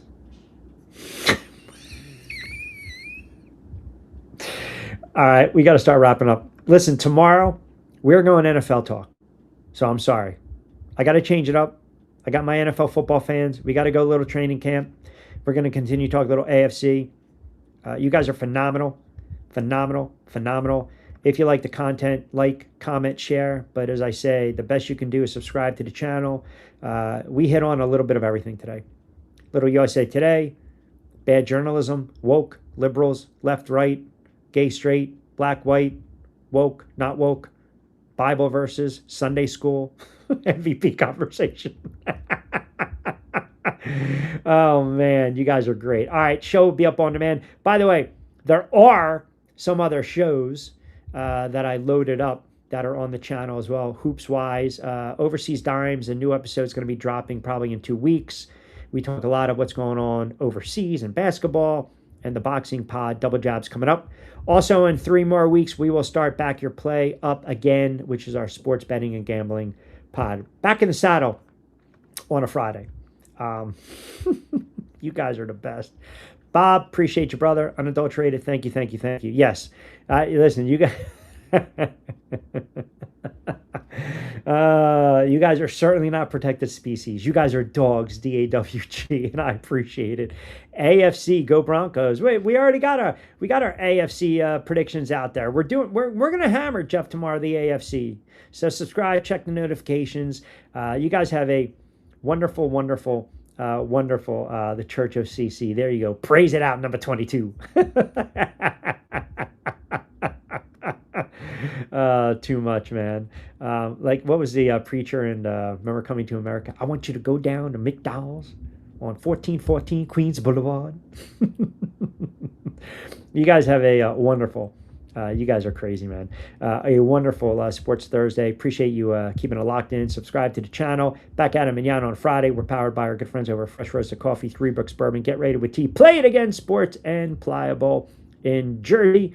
We will be back at it manana. You got some baseball. Enjoy it tonight. All-Star break in the WNBA. We'll continue to chatter. Football Friday on a Fraud Friday version of On Cue coming up manana. You guys are the best. Appreciate it, Bob. Share, like, comment. Good stuff as always. We will continue with the gospel, not on a Sunday, but we will certainly do it on a Football Friday edition of On Cue. As always, I'm Rich Quinones. Be safe, be sound. Hasta luego, buen día.